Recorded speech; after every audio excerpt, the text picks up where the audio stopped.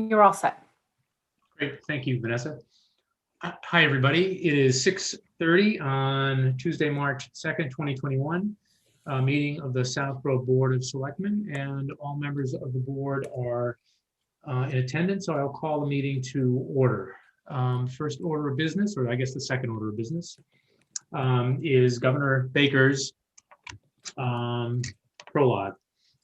Pursuant to Governor Baker's March 12, 2020 order suspending certain provisions of the open meeting law, general law, chapter 38, section 18, and the governor's March 15, 2020 order imposing strict limitation on the number of people that may gather in one place, this meeting of the Southborough Board of Selectmen will be conducted via remote participation to the greatest extent possible.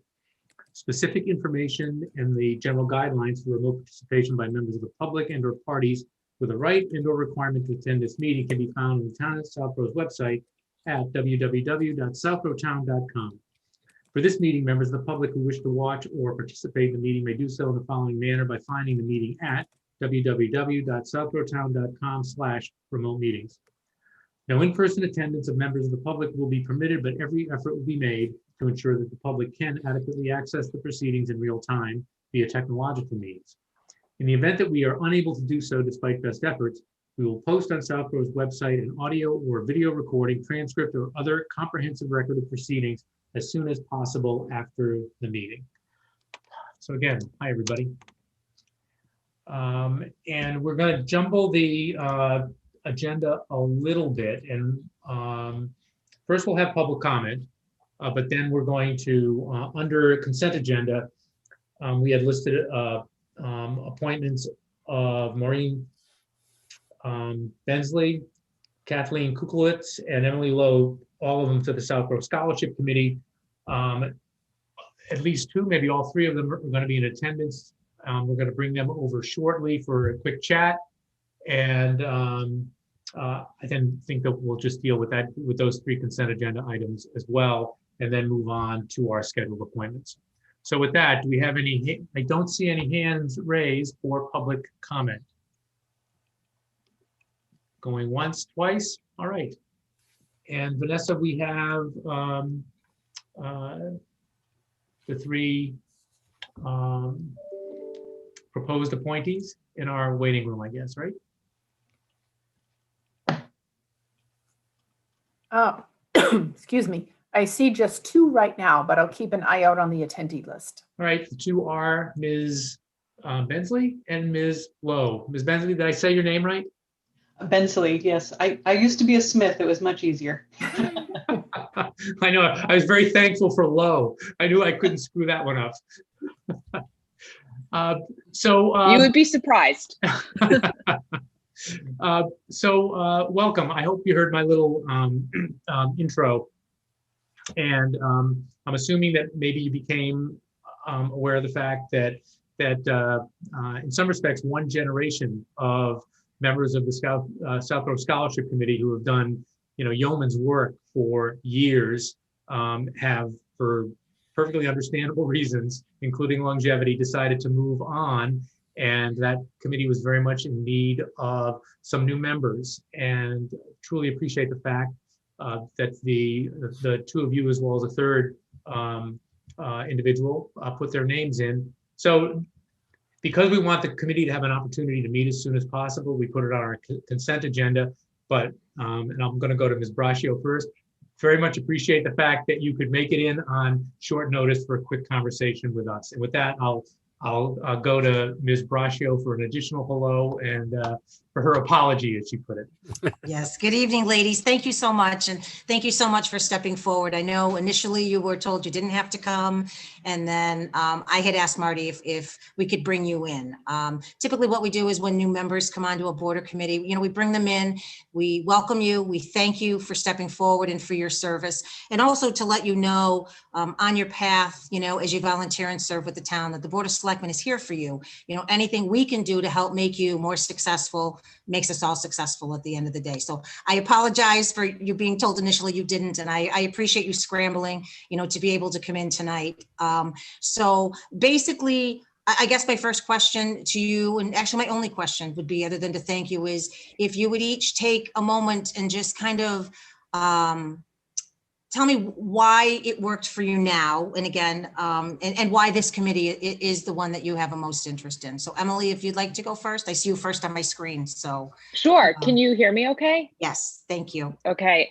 Apologies for the background noise. So yeah, and absolutely no problem in hopping on last minute. So I'm happy to, to chat. And I think really maybe like a lot of people with the recent political environment, finding myself wanting to be more engaged within my community. So I grew up in Westboro, so am familiar with the area. And, wanted to find a way to become more involved, right? And that obviously means a lot of different things. And I think for me, it meant with time, right? With the, with limited time that I have, is there a way that I can participate really locally within the community, right? With the idea that all politics is local. So, and I had the very good fortune of meeting Chelsea at my sister-in-law's, and, was just chatting with her and obviously was very impressed. And I think, subsequently, she had shared with me a lot about her experience and some of the different committees. And obviously there are some that require, a certain expertise and background, which I just, I don't have. But this sounds like something that might fit with both sort of my background and also the time that I have to commit, right? I don't want to sign up or volunteer for something that I can't commit to, but also, again, try to find some way of again, contributing to the community. So I think the fact that it has to deal with higher education obviously has, can have a huge impact on an individual's trajectory. I do have some experience with a private student loan company, if you would believe. And so I know how important scholarships and alternative sources of funding are when you don't have to go through a private student loan to, are to students in general. And so, to the extent that I can help a student within the local community, reap the benefit of the, the resources that are available to them, sounds like a really, cool way of contributing to my community. So. Great, thank you Yeah. very much. Maureen? Yeah.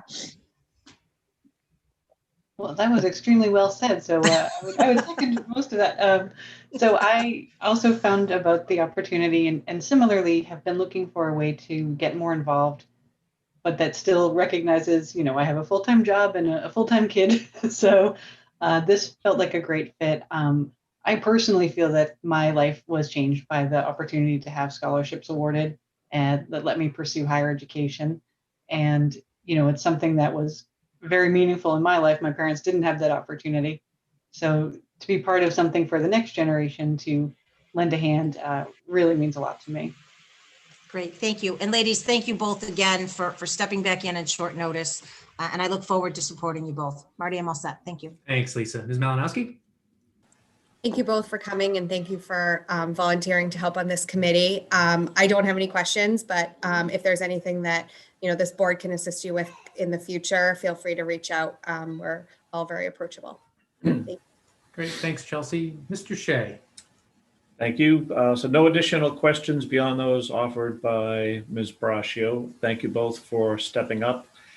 And I know that I've had the opportunity several times over the last 6 years while I've been on the board to be the board's representative as the scholarships are awarded in May, June timeframe.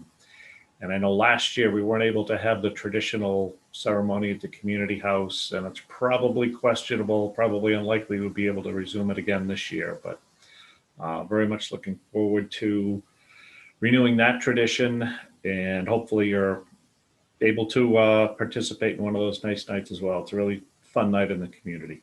So thanks for volunteering for this committee. All right, great. Thanks, Brian. Mr. Stivers? Thanks. And I'll echo the appreciation for stepping forward to volunteer. I think this is an important function. It's one of the groups that doesn't get a lot of attention in town, but as you folks have commented, this can make a difference in people's lives. And as the recipient of important scholarship aid myself, I strongly appreciate that that opportunity. So again, I think this is a great place to serve and do important work. And thank you for volunteering. All right, Sam, great. And Maureen and Emily, I echo everything that's been said previously. You know, all 5 members of the Board of Selectmen at some point in the last, some of us longer back than others, you know, stuck our toe in the water to do something with the town.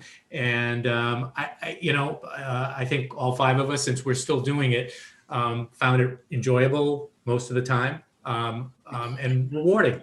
And so I hope and expect that you will as well. And, Southborough runs on volunteers. So we really appreciate your stepping forward and look forward to seeing you, as Brian said, at the ceremonies down the line. Enjoy. Thanks very much. Actually, Marty, while they're Yeah, thanks. still on board, can I move that we appoint Maureen Bensley, Kathleen Kuklowitz, and Emily Lowe to the Scholarship Advisory Committee to the terms as listed in the agenda? Second. Seconded. Discussion? None. All in favor. Ms. Braccio. Happily, aye. Ms. Malinowski. Aye. Mr. Shea. Aye. Mr. Stivers. Aye. And Mr. Healy is aye. Congratulations and enjoy the rest of your evenings. Thank you. All right. bye-bye. So, well, before we go, what would be next for us? I am assuming, Yes. and Mr. Purple or Ms. Hale, either they or in conjunction with the existing chair of the scholarship committee will be in touch. And now that Okay. we have 3 new members, there's a quorum, so you can actually meet. Very good. Getting Okay. sworn in. Appointment letters will come to you hopefully tomorrow. And then we'll put you in contact with the town clerk's office to get sworn in as new members. Oh, great. Okay. Well, I'll make room on the fridge. Okay. So, All right. okay. Thank you all so much. All right. Take care. Bye-bye. Looking forward to it. Bye. All right. Well, Lisa, thanks for prodding, and thanks to the 2 of them. And we'll keep our eyes open in case Ms. Kuklowitz shows up and can have a quick chat with her as well.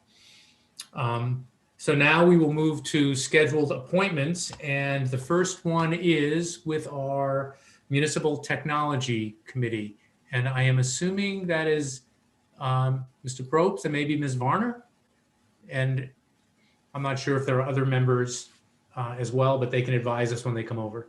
Mr. Chairman, you do have a hand up in the audience. The name is Libby. I'm not sure if that could be our other appointee. All right. Well, while we're bringing over the tech folks, why don't we see? Ms. Varner and Mr. Probst, bear with us for a second. And yes, Kathleen, you tricked us with the Libby name. Did you hear some or all? And Matt and Angela, just bear with us for a couple of minutes while we have a quick chat with Ms. Kuklowitz. Did you hear any or all of what our conversation with the other 2 ladies? I did, and I apologize. I looked at the agenda, it's with that feeling of like you're running after the school bus and you can see it. I'm here, so I apologize for my tardiness. It's okay. I did catch the tail end of that. So thank you for wrong name and late and all for taking the time. So is Libby your nickname, or is that just a name that No, happened to appear?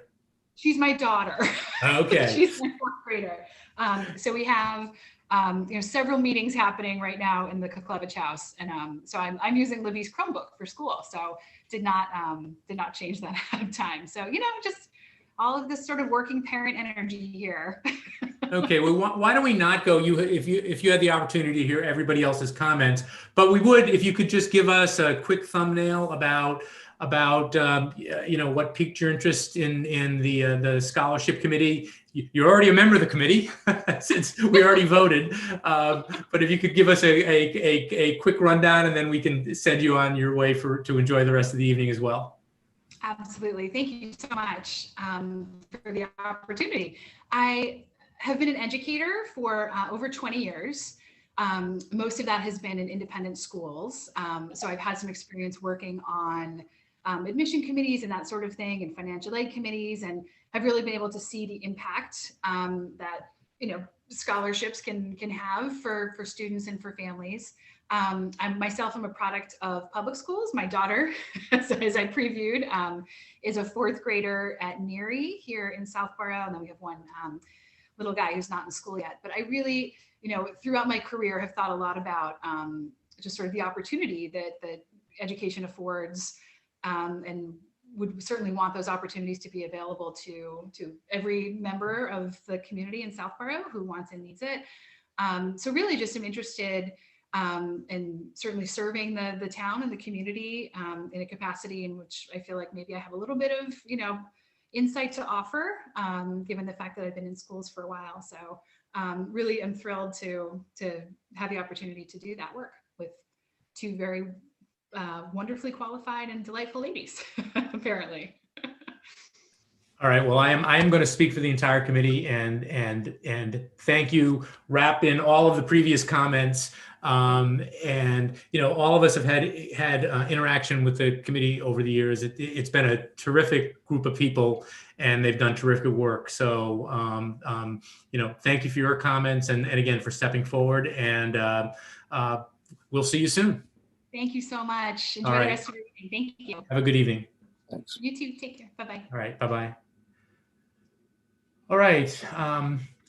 Matt, you have been with us not that long ago for a pretty lengthy conversation.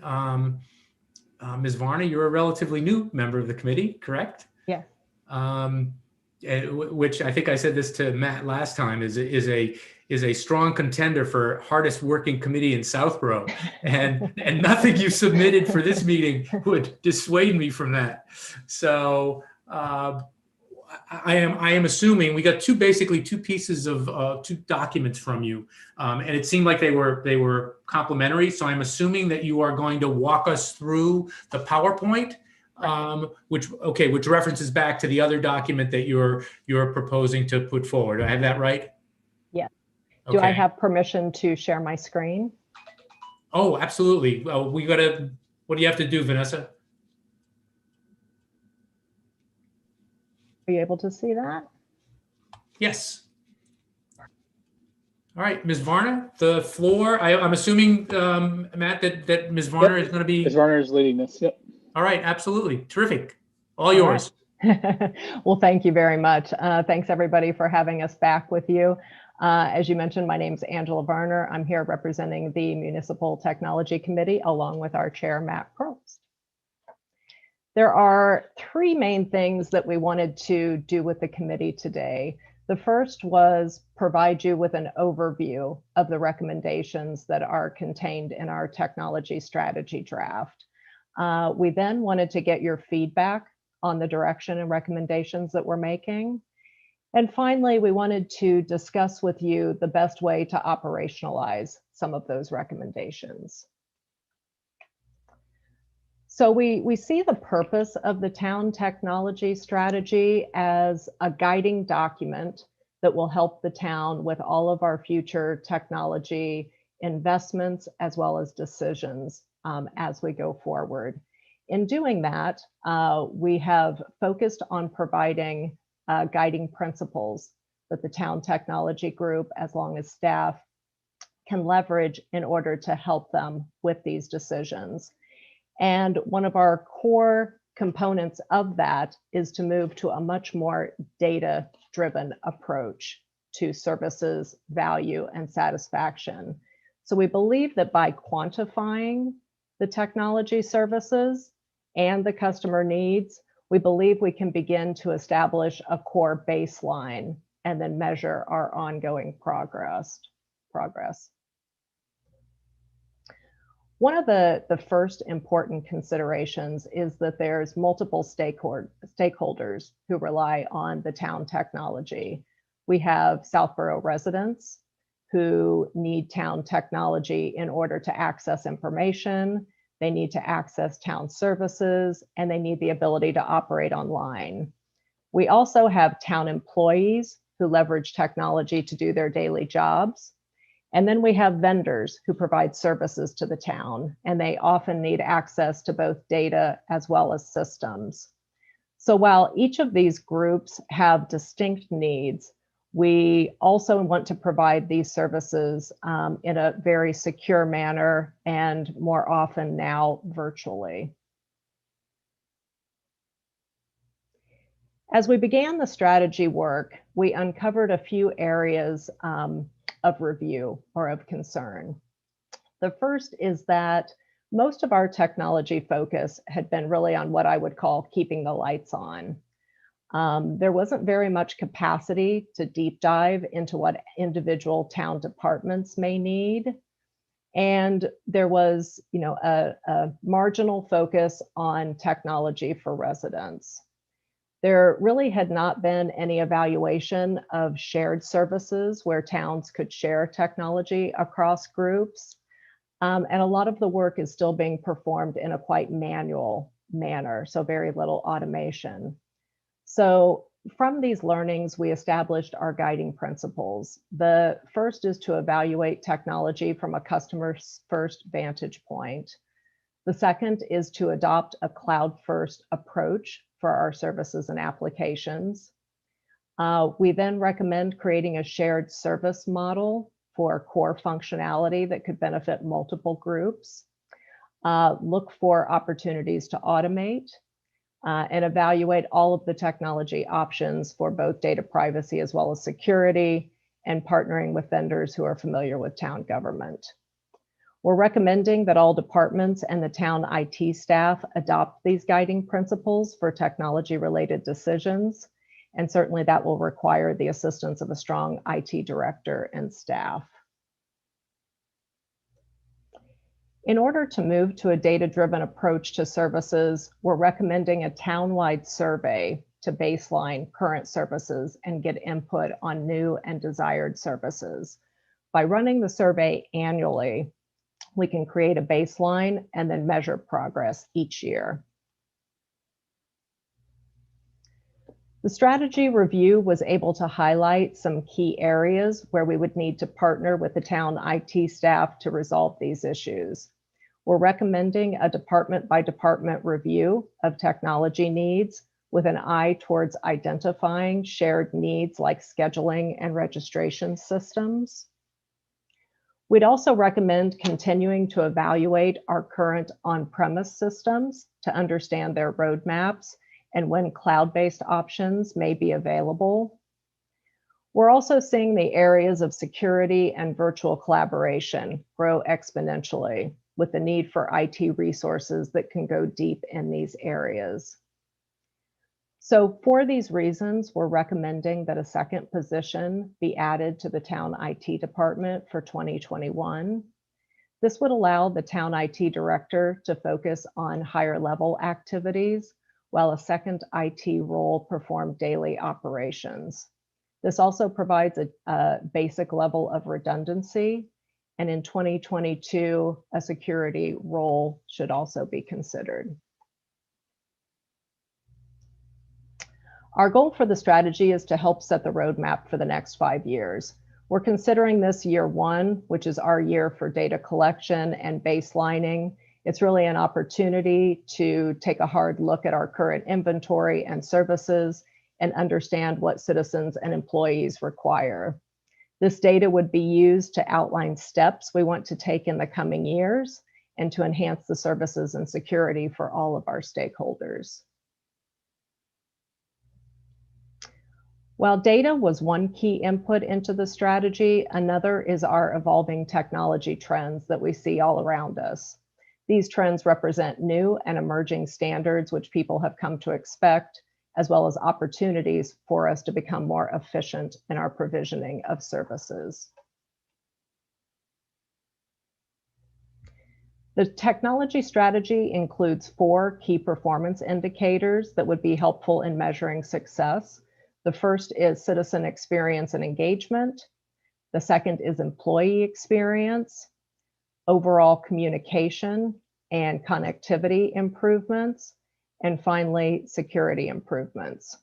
Our goal is to measure progress each year to help evolve the strategy and the plans for each of these areas. We've shared our detailed strategy draft with a number of departments as well as individual citizens. We've received good feedback from these interviews, and we've incorporated that into our evolving draft. We do continue to collect input and evolve the strategy. We see this as a dynamic document that will change as we learn more over time. So those are some of the highlights. I know it was a very detailed document. It was quite long, so we wanted to set a little bit of a baseline in case anyone had not read it recently. But at this time, we just wanted to open it up and get your feedback on the technology draft and see if you had any questions. All right, thank you very much. That was excellent. And Chelsea, I'm going to go to you in a second to start things off, Ms. Malinowski. Ms. Varner, and when Matt was here last time, this was, I and some others asked questions about this. I mean, it's,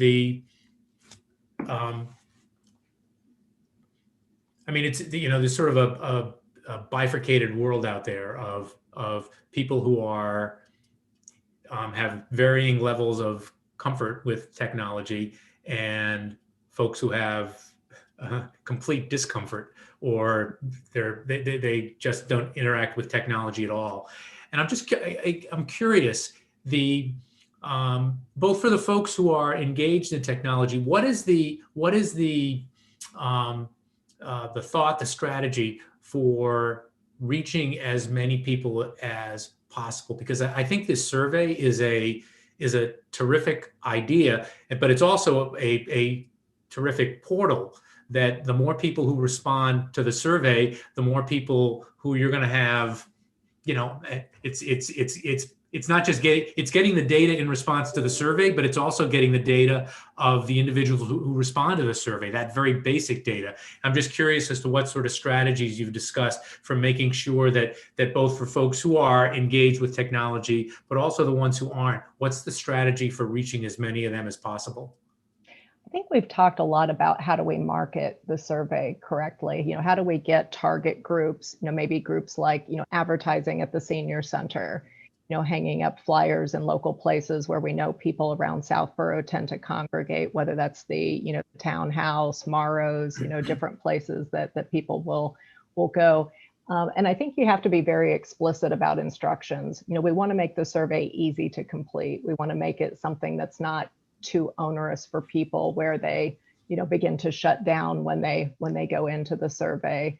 And for folks that aren't as technically literate, you know, making it simple, making it seamless, making it easy to access, I think are going to be key in the success of getting it answered more widely by people. Matt, I don't know if you wanted to add anything to that. No, I think you said it quite well. Yeah, it's all about accessibility. I mean, and we've also discussed some options, well, we reviewed options for maybe taking the survey offline, doing offline surveys, or hybrid approach, paper surveys as well as online. But the cost and complexity of taking it offline, it's questionable whether how much it would benefit us, as opposed to trying to make it a unified, simple, single experience that people can online, that people can take either through the computers or their cell phones, etc. So right now, for simplicity, we're focusing on the online portion. And I think, and I'm thinking out loud a little bit now, but and Mark and Vanessa, this is something where you know, we've got, you know, so many active boards and committees in Southborough, and they all have, you know, sometimes overlapping, but they all have constituencies who, you know, attend their meetings, or used to attend their meetings when we had such things, but watch them on Zoom. And I think it makes sense for the Board of Selectmen to reach out and to make sure that those boards and committees are as engaged as possible with their constituencies to help out with this, because that's only going to benefit them. If technology for reaching people, for communicating with people is easier for all those boards and committees, it's going to make their work a lot easier, and the communication with those folks a lot easier. So as a tickler mark for future conversations, let's make sure that we reach out to our boards and committees that we interact with and make sure that they're on board, which is with this pretty ambitious effort. And with that, I'm going to go to Ms. Malinowski for any questions or comments. Okay. Thank you very much. And thank you for the presentation, Angela and Matt. Just to follow up on that comment that Marty just made, depending on when you're planning on rolling out the survey, it may make sense to have some iPads available at the senior center for them to fill out while they're there. I think through this experience, we've realized that that's probably the hardest group to reach from a technology perspective. So that might be something, depending on, when you're able to roll it, have them do it while they're there. I love it. And so I do have a few questions. In terms of the software across departments and how to leverage them, do you have a plan for looking at a grid for what people have today that we subscribe to, what all the functionality of it is, and how it could help other departments who maybe don't know that it would be helpful for them, or they're actually actively looking for some solution? There's some documentation that was started by the past IT director that begins to map out the software that's used by different departments.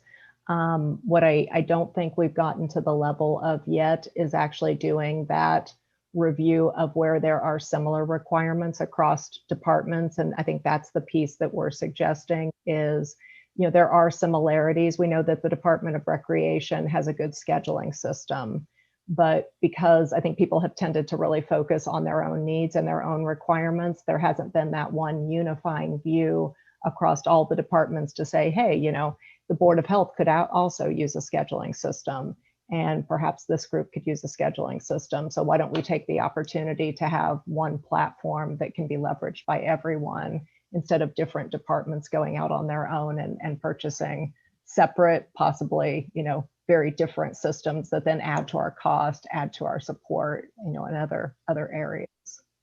Okay. In your customer list, I didn't see schools called out separately, but I did see town departments and employees. Is the intention that schools are included in that, or no? So I can address that. So within the list, I think even within this doc, there's school administration function is covered. That's partially because from a technology standpoint, the Municipal Technology Committee has oversight and visibility into the administrative technology of the schools, Southborough schools. We do not, however, as part of our remit, have the visibility or any oversight into the actual classroom technology, etc. So it was something explicitly excluded from the charter of the Municipal Technology Committee. We did get feedback during the interview process from some, I think it was a school board member. I'd have to go back and check my notes, but there was some input into the overall strategy from the school folks. Okay. Okay. And then in the first document under section 5, which is the developing a data-driven approach to strategy, this survey listed is a much smaller scale than what you had presented last time. Was this just a sampling of? Just a sampling. Okay. Okay. Yes. So we're not going to go with this one. We're going to go with some version of what you presented before. Yeah, that's correct. Yeah, this is this is a subset specifically focused on the technology portion, and we definitely want to say, but in conjunction with this, we of course know that each of the departments wants to have their respective key questions, like Public Works, their questions, public safety have their questions. So certainly from a technology standpoint, we have a subset of the survey that we're governing the questions over, but there are questions contributed from the other respective departments for their particular needs. Okay. When you talk about automation, what's your method or approach to that? Are you planning on sitting with employees of the town to go over their processes and identify ways to automate things and provide them training in order to do that? Or kind of what's your thought on that? I mean, I think that we would have to work very closely with the person who gets hired into the IT director role. It's, it's an amount of work that needs to be done. When we interviewed a number of the departments, they made mention of still doing stuff in a very paper-based fashion, whether that's moving stuff into a database, creating some simple online systems that people can access. I mean, I think there's probably a lot of opportunities that could be explored. I don't think we're suggesting that we roll out like an automation anywhere or RPA type of solution, but more there's some very simple stuff that can be done just to get stuff off paper and onto a digital format that would be quite helpful, I think, for many departments. Okay. And after we get an IT director in place, is part of this plan to identify non-core functions that we could either outsource or do kind of a shared service with within, with the schools and or another town? I mean, I believe there's probably a lot of opportunities. We've just begun to do a lot of these interviews and talk with folks, and I think that will continue. I don't think we've earmarked any specific areas where we say, we've said this could be outsourced or this could be completely automated. But I would assume that for the IT director, that would be an ongoing part of their role, is to look for opportunities where we can become more efficient. Okay. Yeah, and this is a continuous part of the mandate of the MTC, is to help departments become more efficient, review IT expenditures, et cetera. And it will be a continuous ongoing, just like our 5-year strategic tech plan is a sliding plan, meaning we don't just compose it today and we're done forever. Right? We're continuing maintaining it. And we're inviting, as I mentioned before, we're inviting the department heads to join us for one MTC meeting per month. And we just want to rotate through and continuously improve, continuously discover, and as new technologies come out, basically where either we discover them or we find applicability across multiple departments, we can help the department and as well as help the new director match those together, and basically continuous review and continuous improvement. Yeah. One other just comment to add to that is I think people can get very scared very quickly when you start talking about automation, because people see it as job losses, or they see it as, I'm losing my power grip on the information that I have. But there are definitely ways that you can reduce inefficiencies, make stuff less manual, and actually devote people to more value add type of processes. That can mean not needing to add new positions. It can mean, different types of customer service that we haven't been able to add in the past because people are freed up from doing all this manual stuff. So I think, we could work with the IT director to help them position it in a way that it's also maybe not as scary for people. Okay. And just to go back, Angela, on something that you said for adding positions for 2021, are you meaning for FY22 budget, you're looking to amend the budget to add a position? Yeah, that's correct. For the FY22, which is for this next town meeting. Yeah. So right now in the budget is a full IT director and a half a person. Is that right? Correct. Yes. So. And you're asking to add. So what are you asking for exactly? So Matt, when we met with the advisory group, it was the budget that's coming to the town meeting this summer. Yes. Yeah, or hopefully later this spring or early summer, whenever. Yes, that's correct. Yeah. And so I think Ms. Malinowski was asking, what is the specific number? I think at a minimum, it would be 2 full-time employees. So basically conversion of the part-time to a full-time. Okay, I wasn't aware that that's what you were. Okay. This is a relatively new enhancement. We are still collecting data from neighboring towns about their staffing levels, and independent of but independent of the what we're seeing in other towns, and by the way, we are on the low side in terms of ratio of employees to citizen population. Either way, we clearly need it for redundancy purposes, and it's been shown categorically that we need to have diversity, some level of redundancy and diversity of support, just in case either say a town IT person were to take another job, or something were to happen that person, they would go offline, etc. So it's more about redundancy, but it's also about, you know, making sure we can provide the level of service we needed. And Tom was doing an incredible job with, but even there, he could not keep up with the amount of needs for the town. So, yeah. Okay, that's it for me. Thank you. Thank you. All right, Chelsea, thanks. Brian? Thanks. Great work in putting together the documents that, that you have presented in our packet and tonight as well.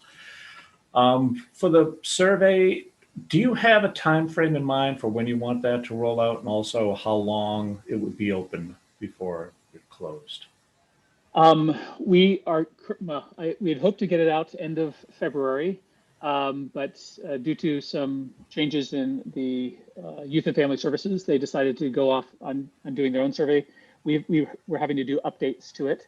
So it is almost done. We're hoping to get it out in March. And based on our previous discussions and feedback we've collected, it looks like we're targeting possibly once per year to start off with survey. But we're open to feedback and ideas about how long we would keep the survey open. Initially, we were thinking about end of February, keep it open for 2 weeks, because the Youth and Family Services needed some, for their actionable plan, they needed results.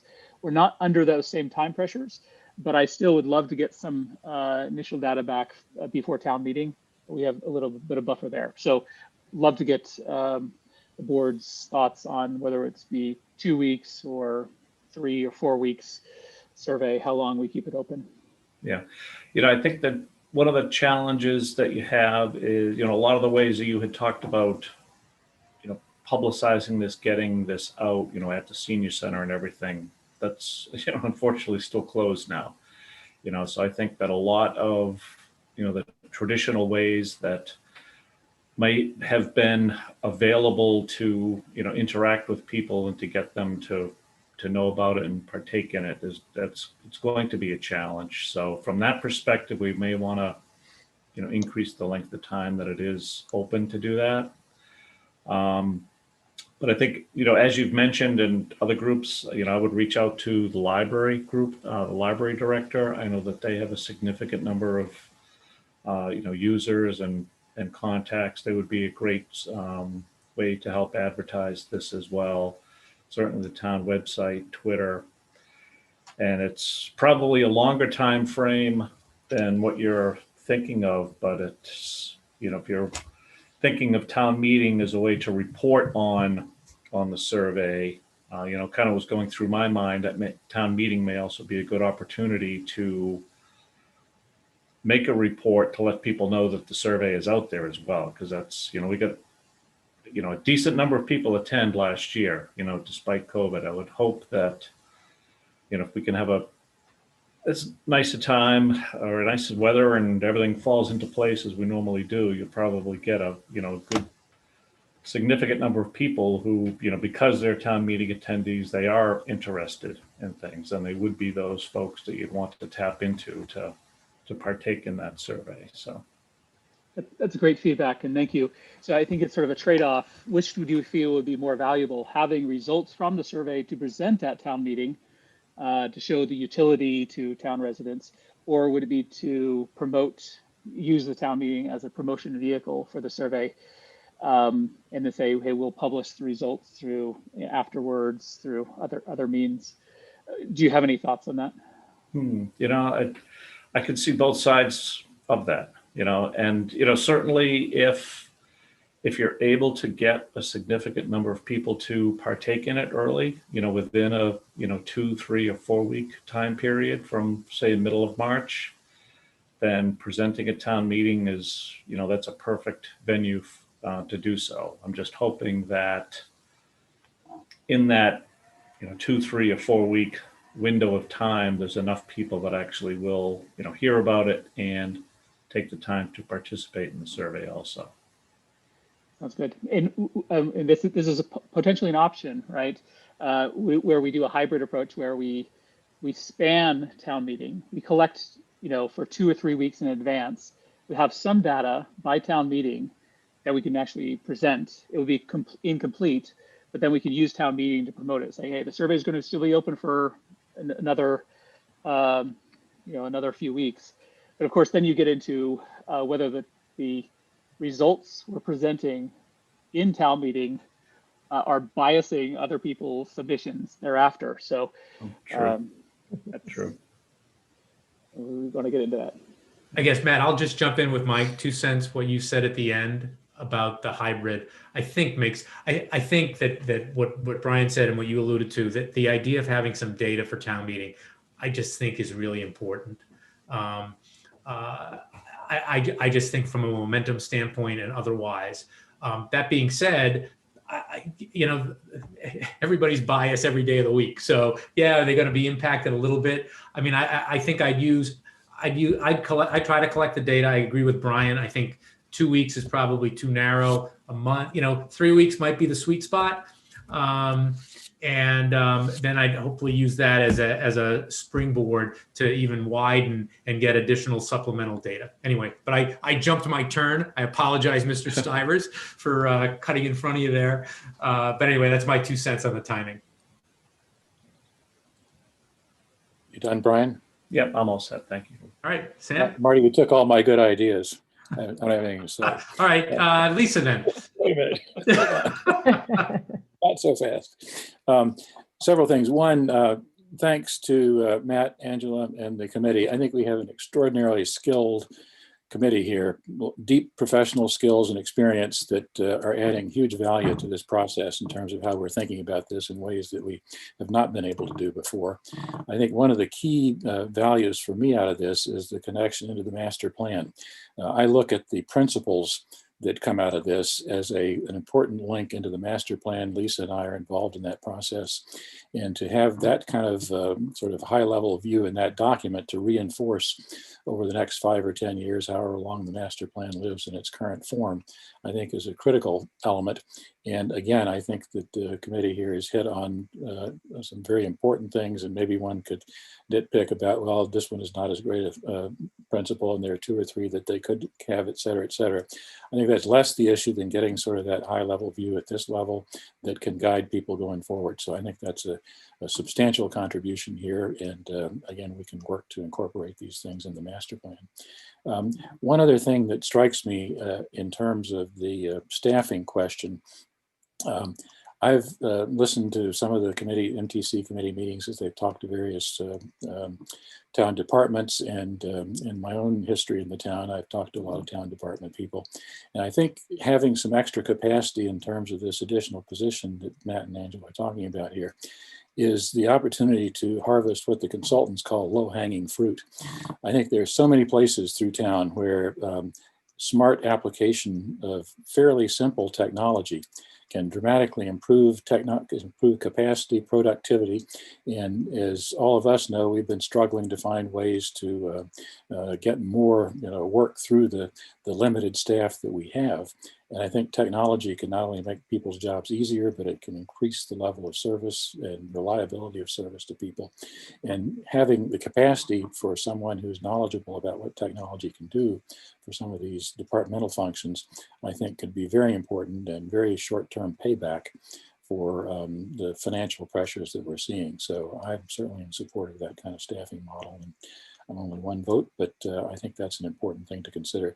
Plus the risk that we've always talked about cybersecurity. I think we've got some substantial exposure there. And if we've got some capacity to look into and shore up that dimension of the town's technology, particularly before we get to a point where we are cloud-based, which we're some distance from now, I think the general view of the technology world, at least in my business, is that if you've got the servers in your offices, you're far more at risk than having Amazon watching the gate there. So again, I think that near term there's real value in having beefed up skills to look at the cybersecurity risks that we face today. So again, thanks for the great work here and keep it up. Thank you. All right, Sam, thanks. Lisa. Great, thank you. Good evening, Matt. Good evening, Angela. Thank you very much for the presentation. It was, you could tell the amount of work you guys put into it. And I certainly took the time to read through it as well. So thank you for that. I just have a couple questions and a couple comments. The survey that you're putting out and the documentation that you've provided us as far as objectives and key matrix, do you potentially foresee anything coming back in that survey that may make you go back and readjust this document that you've provided us based on some of the feedback from the public?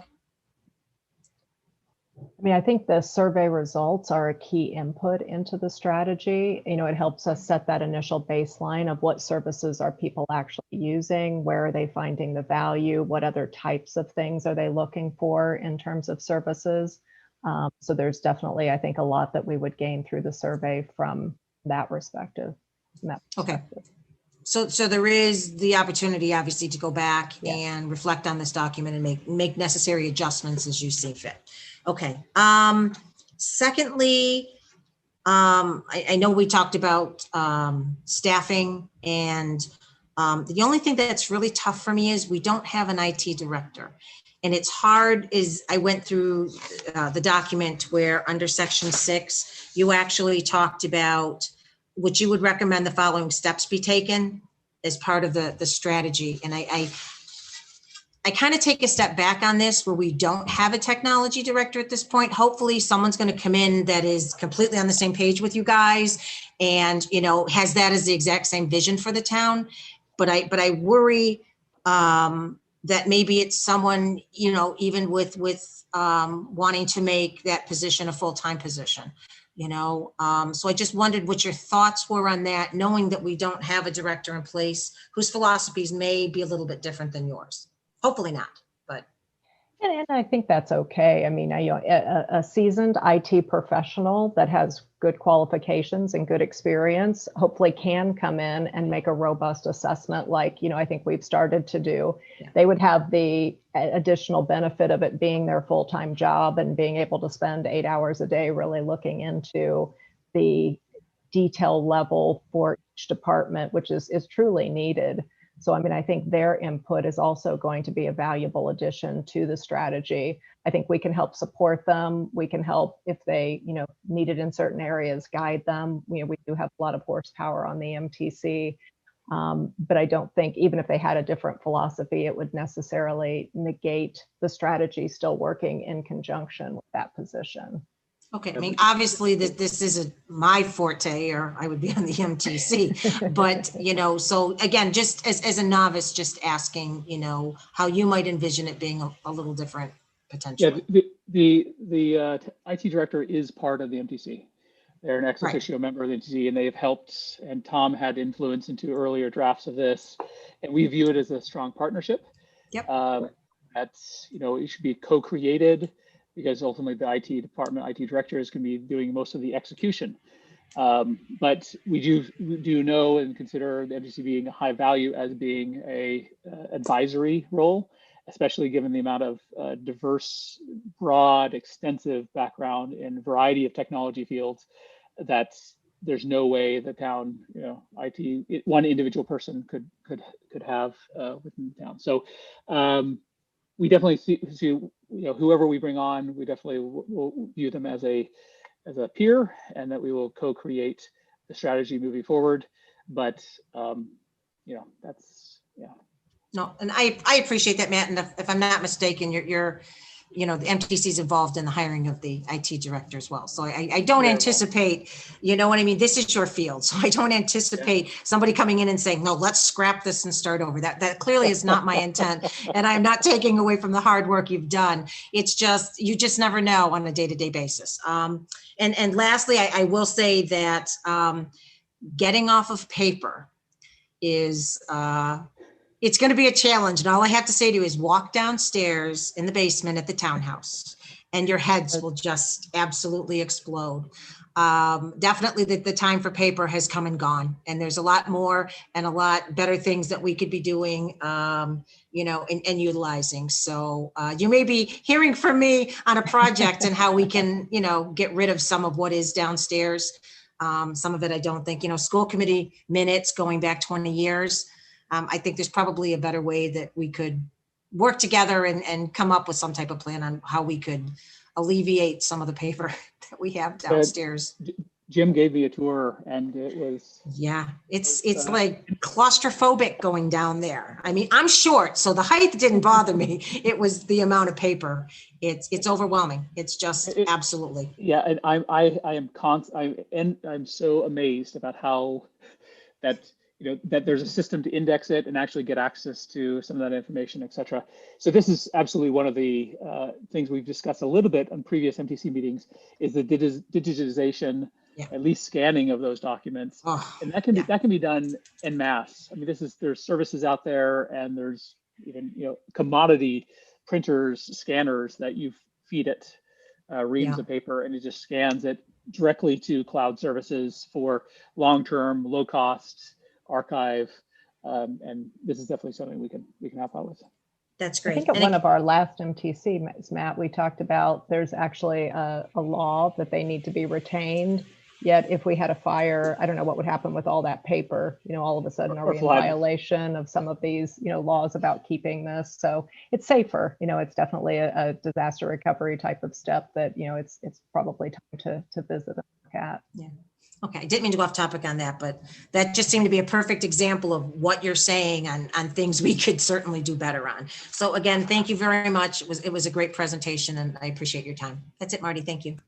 All right, thanks, Lisa. And I've just got a couple of sort of wrap up things and obviously agree. Angela, you weren't here last time where I think all of us were taken aback in a good way at the volume of work that your committee had done, and the sophistication of it,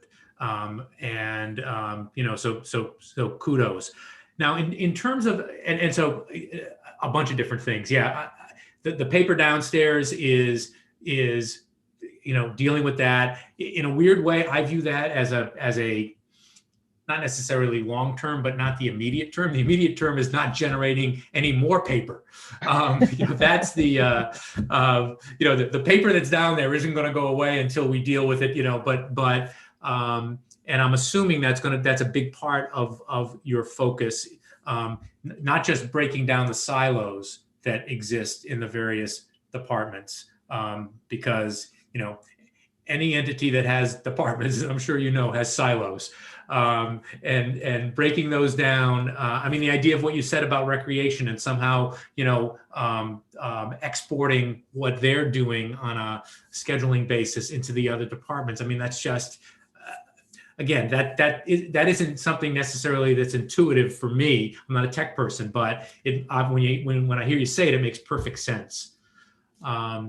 So I'm assuming that breaking down those silos is a big part of what you're going to be interested in doing, both with the survey, but also with the meetings as you've described. Is that you're trying to bring in the various department heads to getting them to interact and to discuss how to do this? That's exactly right. Basically, discovery from each department. What are their current needs that they perceive? What are their significant challenges? Where they see technology going? And then as part of that, we definitely want to learn more about their processes and what are their key processes. And we can develop metrics around it, like what are the key processes that take time, key processes that generate paper, and require a number of different steps, and basically prioritize from each department what are the processes that are creating friction because there's handoffs, et cetera. So we definitely view technology as being a way of helping that. The first part is discovery, and as Angela mentioned, we're still sort of in that discovery phase, and it will be an ongoing effort to discover, and then we can work on optimizing after we pass the discovery phase. One of the key ones we're starting to work with is youth and family services. And I mean, you know, they're very largely paper-based, and they also have the added regulation of abiding by HIPAA requirements.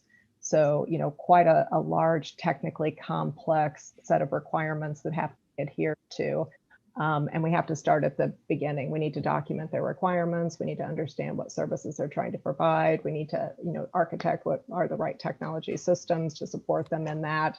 That's definitely going to need to involve the director of IT to help with those things. But I think we can help with starting to outline some of the planning so that as the person is on board, that they can really pick that up and begin to drive that. Yeah, it sounds, I mean, the idea of, obviously, the approach to all this has to be data driven. I mean, that's, right. Yeah, I have two kids who stumbled into being statistics majors in college, and they're doing talk about majoring in the right field at the right time. So I mean, we're a data world. I think a big part of the data you're going to get, I mean, expanding out to as broad a possible reach as with the citizenry is important. But I think the first time through, the most important data is going to be internal. I think it's going to be from the departments and finding out. I mean, it'll be interesting for me to find out exactly how much isn't automated that could easily be automated, how much paper we're generating that with relatively modest tweaks we could eliminate. I actually think that data the first time through is going to be much more compelling. And it sounds like that's a separate track that you're already starting to follow. Yeah. Okay. I don't have Mark. I don't have anything else. So I'm again, other than I think you get the sense from the questions and the comments that you have an incredibly supportive board of selectmen, and Mr. Purple's about to weigh in, and you're going to realize you have an incredibly supportive administration as well, right, Mark? Absolutely. I'm not going to try and tread on the ground that's already been walked on. I do want to acknowledge the work that Matt has been doing, and my appreciation for his help with Vanessa when it comes to the looking at the IT manager candidates. Matt has been doing a great job evaluating the technical abilities. And so when the candidates finally get to me, I just need to look at fit. And I really appreciate that, because that's why we have a technology director, and that's why it's not in my job description. The only other thing I want to mention for the board's consideration, we've talked a little bit tonight about expanding the part-time IT position into a full-time position. And I'm not opposed to that. I think that, wherever we can provide redundancy in departments, we should. And there's been some conversations about this. I do want to point out that this position, as discussed, does not exist in the SAP bylaw. And if it doesn't exist in the SAP bylaw, then we can't hire that. So I'm not asking for the board to take a position on this tonight, but I know, and Ms. Rosenblum is in the audience, and I'm not trying to extend this conversation at all, but the personnel board has pretty much finished their work with the bylaw. If this is something that the board would like to see inserted into the budget, I think we need to know sooner rather than later. And then we need to see if personnel board, if we can pull something together between MTC and personnel board to get this position in place and get it listed in the SAP, so we could actually go and hire someone if in fact there is another full-time position funded for 22.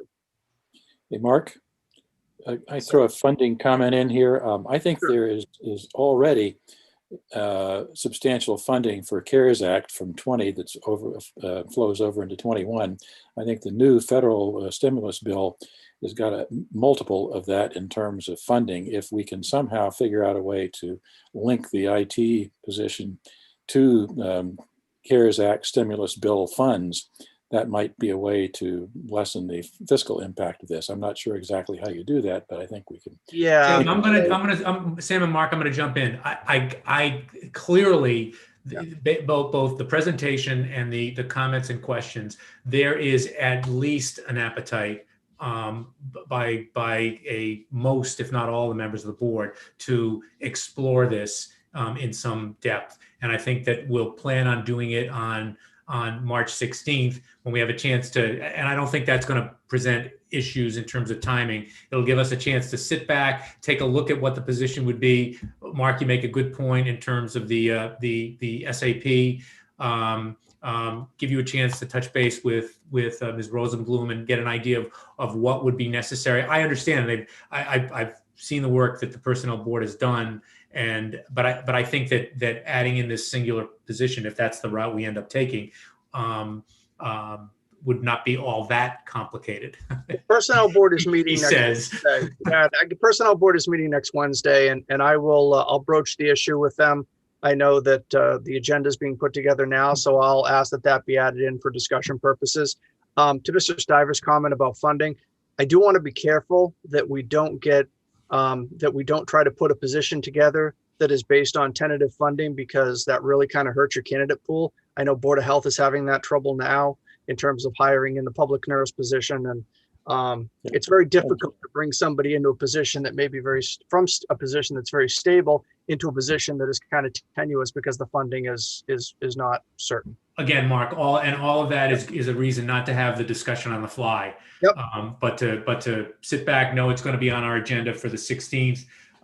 Matt and or Angela, if you, I'm telling you now, we're going to put it on for the 16th for further Awesome. Discussion. If either or both of you and other members of your committee are available, we'll be in touch.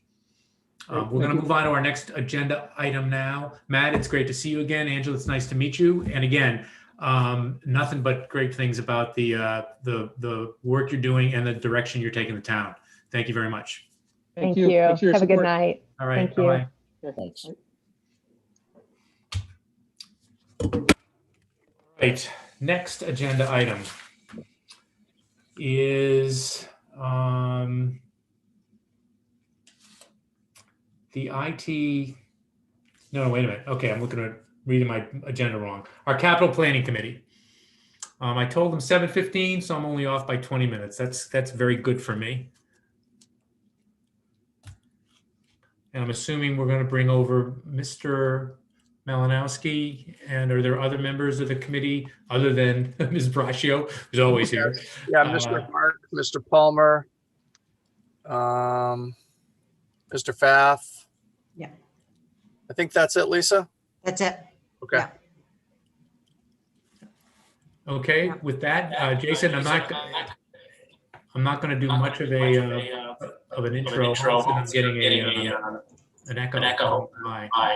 So I'm going to stop talking and turn things over to you for the Capital Committee's presentation. Nice to see you again. Nice to see you all. Vanessa, do you want to present the presentation or do you want me to pull it up? You could pull it up, Jason. I just made you co-host. Okay. So Marty, just for the record, I will note that we have a quorum of our committee, and I'll call us to order at 7:37 p.m. And you've already read the statement, so I'm not going to repeat it. Fair enough.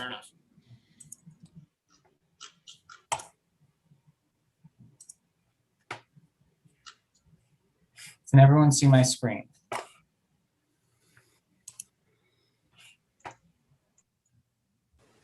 Yes, we can Okay. see it. Thank you.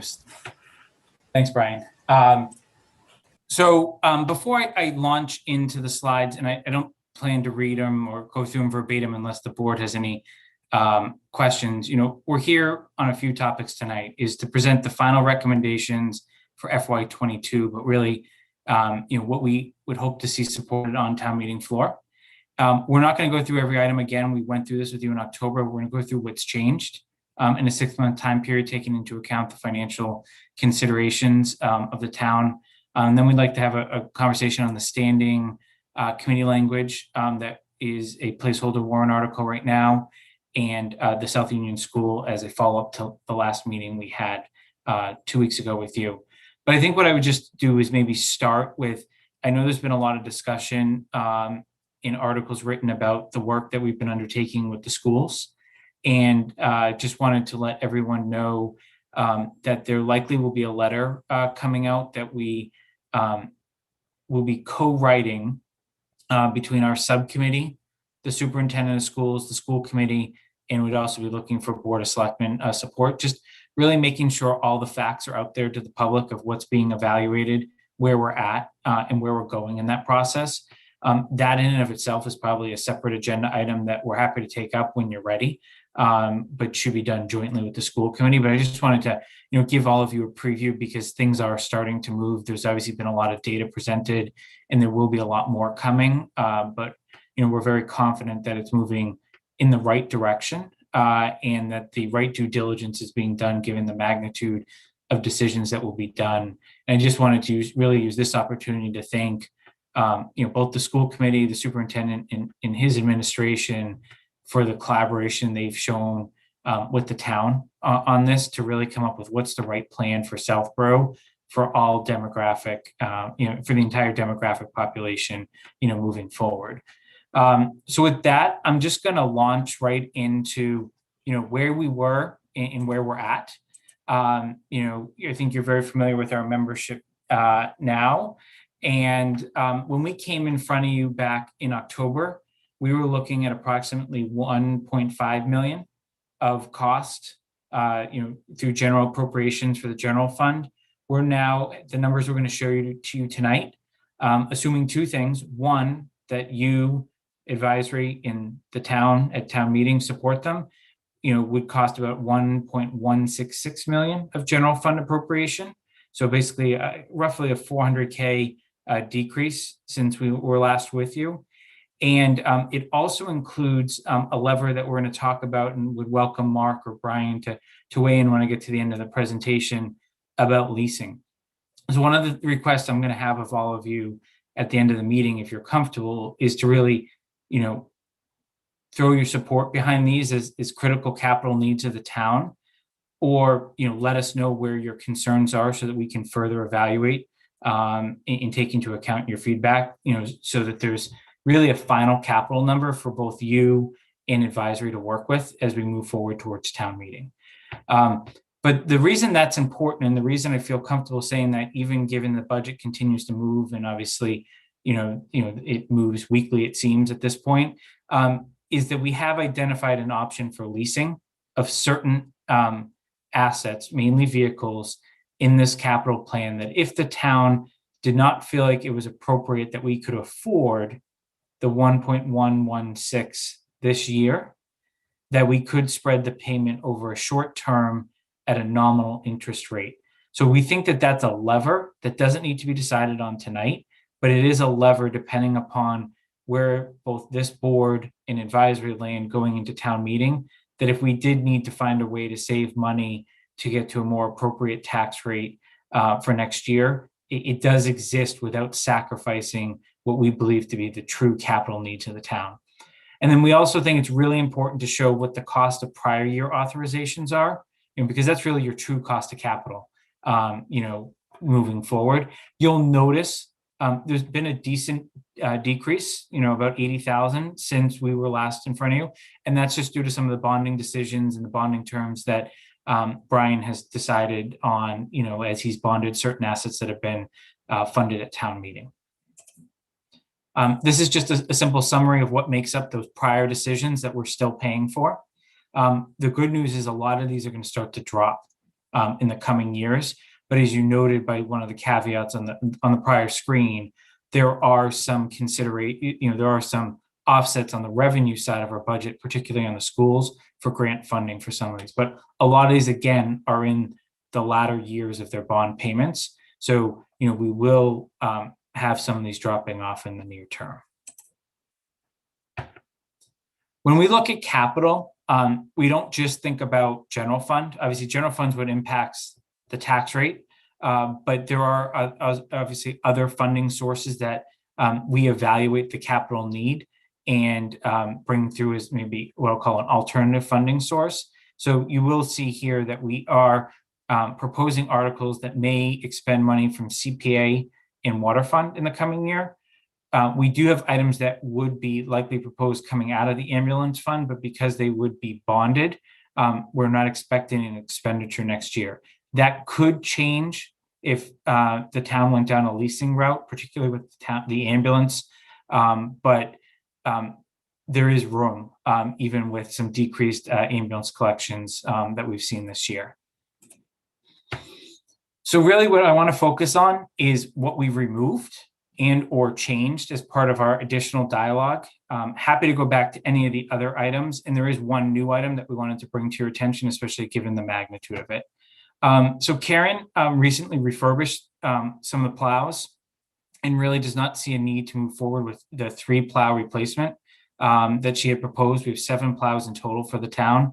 She just really doesn't think that this was required for this year. It will put additional pressure on us in coming years to make sure we have slotted the right year, though, for the replacement, because they won't be able to be refurbished anymore. So we may be looking at a one-time larger snow plow expenditure in a future period, but we think it's years out, not a year out. So we wouldn't view this as necessarily kicking the can down the road, but more proper financial management of, extending the life of an asset without, jeopardizing, the usability of it. We had a lot of discussion around sidewalk maintenance. We've ultimately decided to pull that, which when we look at any survey in town, whether it be done by our committee or others or any, normal, just regular bloggers, sidewalks definitely have come up, especially in the past year. We're not pulling it because we don't support sidewalks. We think that it can still be funded using some Chapter 90 funds that Karen would have available depending upon the projects. But more importantly, we'd like to see a much broader plan that it doesn't kind of chip away at it, but really comes up with a comprehensive plan of how to address this. We think the size of that plan may be more of a bondable expense as opposed to an appropriation. So we'd like to come back with a more well thought out recommendation that's going to require the time of the DPW director, but it also requires her time to execute and implement it. And given some of the projects that are on her plate, the timing just doesn't seem right to appropriate this amount of money in this time period, but we are focused on a longer term plan. And I would say, I wouldn't say that this is one that's going to be kicked too far down the road. If we do go to the route of having a special town meeting in the fall, to deal with items like this moving forward, this could certainly be one that you may see again. But again, it warrants a lot more discussion to bring a more well thought out proposal. We've removed the SCBA grant match on the fire side because the fire department did not receive the grant this year and has chosen not to pursue it. They've taken a different strategy, so it's just not required. We've also removed the SCBA cylinders, which are required cylinder replacements due to useful life expiration, in IV pumps, which is a new item that's required for the ambulances by the state. We were able to use Harvard Fund, which I think a lot of you are familiar with, the funding source and mechanism there from Harvard on an annual basis that's directed specifically to police and fire. Those items, we supported the need for capital, but the chief was open to using Harvard Fund to fund those, so they will not need to be appropriated at a town meeting. So they're using basically donation funds that have already been received and are now going to be appropriated. So what that leaves us with, there's a few slides of what's left. I'm not going to read each of these. What I'm really going to do is talk to you about, what changed. The main thing on this slide is the townhouse bathrooms. This was the item we were most split on. I should have probably led with, most of the items that we talked about as a committee had 0 or 1 dissenting votes. We had some abstentions along the way, but we had, this item is the only one that had a 4-3 vote when you kind of look at it. So the initial request from Mr. Parent was to replace both bathrooms this year at the townhouse. That failed on our committee in terms of a motion, but what did pass on that 4-3 vote was to come forward with 1 bathroom for this year and, to phase it in and do a second bathroom the next year. We had extensive discussion around, is this a need versus a want? Could it continue another year? And also because we use internal labor to do this work, is it actually feasible that Mr. Parent's crew would actually be able to do it next year, given, buildings hopefully are opening, up more freely. And, the general consensus was to support 1 bathroom this year and 1 the next. Obviously our goal, but we're not going to hold them to it, is that we don't need to spend the whole 40 on one bathroom. And there's some other interior painting that would need to be done beyond the bathrooms. But it also gives us a good landmark for what we should put forward in the FY23 capital plan. I'm going to pause a second on the CPA article for the townhouse.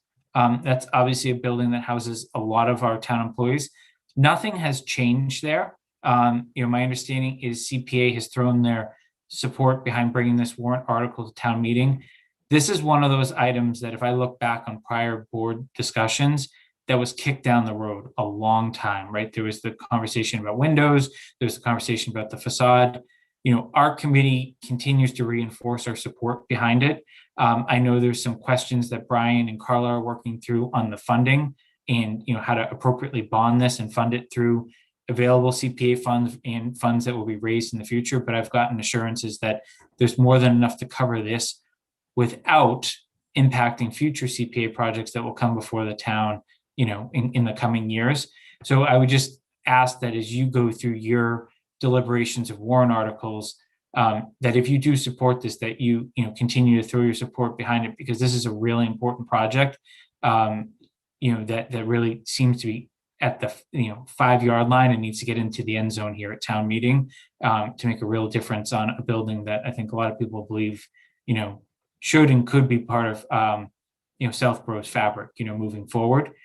And then the other item in the MTC sort of touched on, and the piece that I heard at least is, Mr. LaFlame, before he had left, had a $90K placeholder for basically hard server upgrade. We received correspondence from some residents as well as MTC that they thought a migration to the cloud was more appropriate, but they also did do their diligence to learn that some things in town government, namely public safety, needs to have hard server infrastructure in place as well. So they've asked us to hold a $40K placeholder to not only undertake whatever upgrades they need to the physical storage on site, but to come up with a longer term storage infrastructure upgrade. But the key thing that was really discussed and is going to be reflected in all of our minutes would be, we would wait for the future IT director to be on board, and we'd wait for MTC to continue to evaluate it. And it would be that collaborative sort of decision would be on how to spend it. But we didn't want to kind of leave them with nothing and have to wait for another town meeting to come around to appropriate, because we think this is an important item moving forward. I guess, Marty, do you want me to keep going? Or you want me to pause and see if there's any questions? Where are you headed next, Jason? I'm going to public safety, so just maybe, otherwise I can come back to some of these slides. Well, why don't we, Steve, I've got one very, sort of housekeeping type question for the townhouse bathroom. For the 4-3 vote, was it 4-3 with the 3 being do no bathrooms, or were the 3 doing 2 bathrooms? So we were one vote in favor, 6 against to do 2 bathrooms. Okay. We were 4 in favor of 1 bathroom and 3 against 1 bathroom. We never took a vote on no bathrooms, but I would have to assume it would have been 3 in favor and 4 against. 3 to 4. Okay. All right. I don't have any other questions about, I can't see everybody. I can see Brian or Sam. Do either of you have a, no? Lisa, unfortunately on my screen, I can't see. Let me see if I can't see if you're nodding yes or no. No for Lisa, and I think Chelsea? I'm good, thank you. Okay. All right, Jason, I would go on to the public safety then. Okay. So in public safety, what remains, we had extensive conversation about the chief's vehicle. This was an item that we had chosen not to bring forward last year, and continuing to evaluate with the chief this year. There are some items related to the chief's budget that were, capital items on the chief's side, fire chief that is, that you'll see here. None of that has changed. But what I will say is, depending, and this will apply both to the chief's vehicle and to the police cruisers, is depending upon the ultimate vehicles that are purchased and what other priorities Mr. Parent has in our Green Communities Act funding. We do think that going forward, we will have an opportunity to offset some of these costs. It can be up to $5,000 per vehicle. at least in the current standards. So we're bringing forward the full cost, but our goal is, depending upon what vehicles finally get, in terms of final specs, I think the police are further along with their final specs than fire. There is potential offsets that we continue to explore with those particular items. I will say on the police cruisers, that number has come down since we last spoke with you. That's mainly due to the chief looking at different types of vehicles without sacrificing his operations, in really taking into account feedback from his officers. Much like all of us, some of us prefer being in a sedan, some prefer being in a cruiser. Some prefer being in an SUV, some prefer being in a sedan.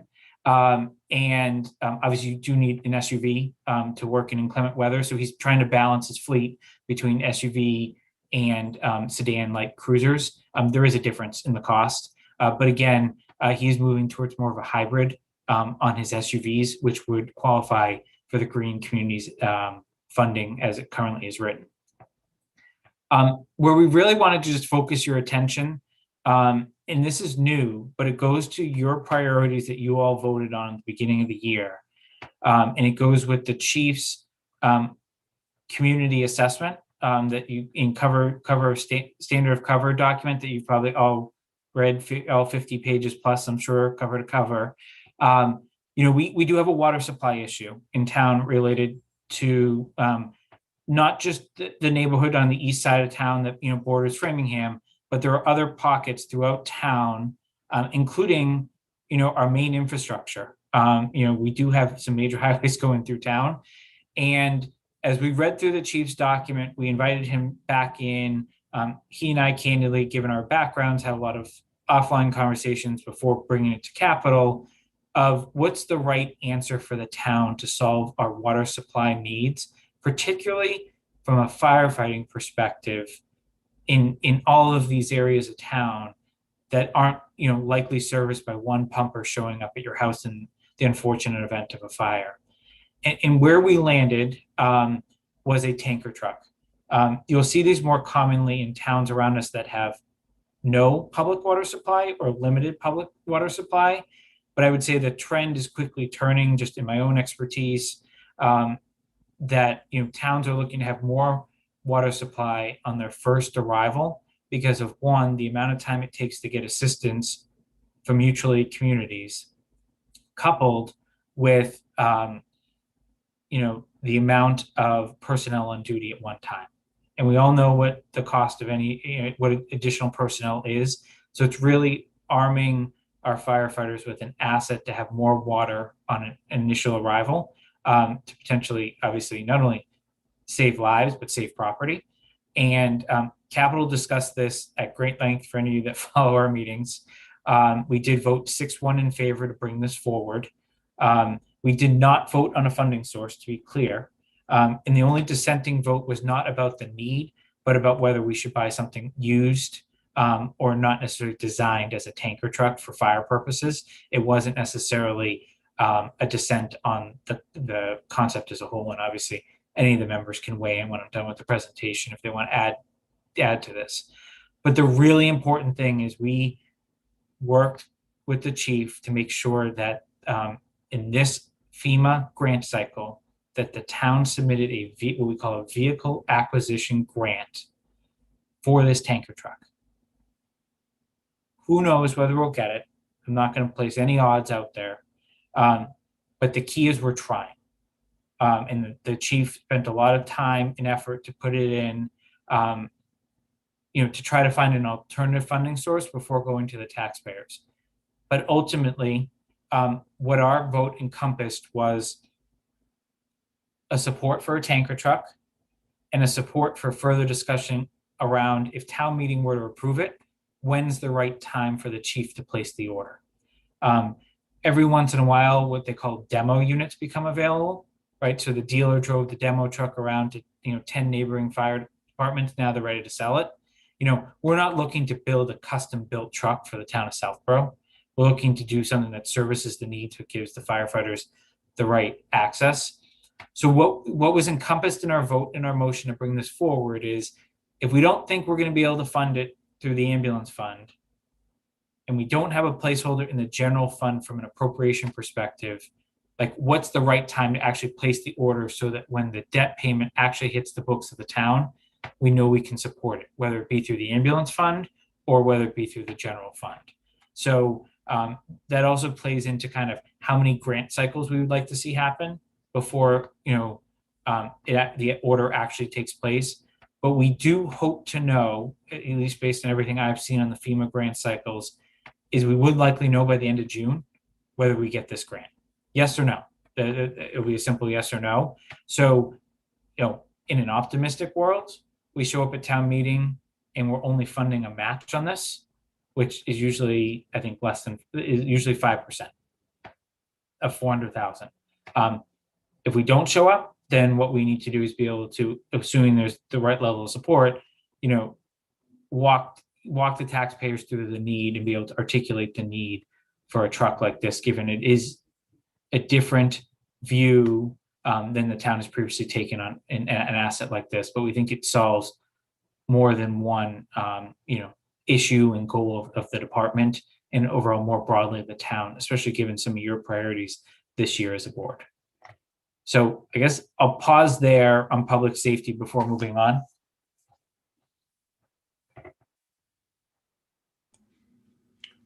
I'm going to ask a couple of questions on the tanker. Is the funding source the only moving part in terms of capital's recommendation? In other words, it is a lock that there is a positive recommendation in terms of getting a tanker truck. It just depends on timing, and timing is influenced heavily by funding source. Am I right about that?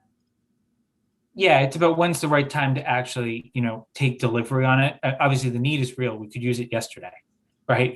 Like the need is real. That's what we voted on, and we do think that there should be more discussion about the right timing to purchase it. But the general sense of most members was they would buy it tomorrow regardless of funding source. But there were a few that needed this to get kind of over the hump, one further discussion. But we did not want to wait. The 6 that voted in favor really did not want to wait another year to bring this to town meeting, right? We weren't going to bank on a fall town meeting. Okay, so it's a pretty discrete timing question. In other words, it's not, is it fiscal year 22? Is it fiscal year 23? Is it some later fiscal year? Yeah. It is much more discrete than that. You're focusing on having this as a capital acquisition in some way in fiscal year 22. Am I right about that? Yeah, and the key thing that I should be very clear about is regardless of funding source, we would not make a payment on it until FY23 because of bonding or leasing or however Brian and Mark decide to advance it. So regardless of whether it's general fund or ambulance fund, we're actually appropriating nothing against the tax rate this year. We're just giving authorization to acquire the asset and basically putting it on our prior authorizations list, which is why we need to be transparent up front about what the cost would be. Okay. And I will just give you my general reaction. And I mean, I watched and listened to a decent amount of your meetings and discussions on this, and found your decisions about the various capital items to be eminently reasonable. And I mean, never say never, because it's got to fit into a larger tapestry of the budget. But knowing what I know now, I suspect from my perspective that the decisions that you all have made are decisions that I'm going to support. That doesn't mean we're going to take a vote on this tonight. Again, and the same thing I talked about from an MTC position with the last folks. I suspect that that the members of the board are going to want more than, it's not entirely on the fly, but to let this stew for a little bit and discuss it perhaps at our next meeting, and actually take at least a straw vote at that point about exactly what our positions are. But maybe I'm wrong about that. Brian, I'm going to start with you.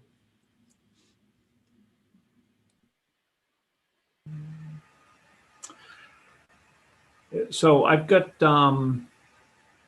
questions on the tanker as well. It may be worthwhile to have the chief attend that meeting because I think a lot of them questions the Chief chief in may be attendance. best.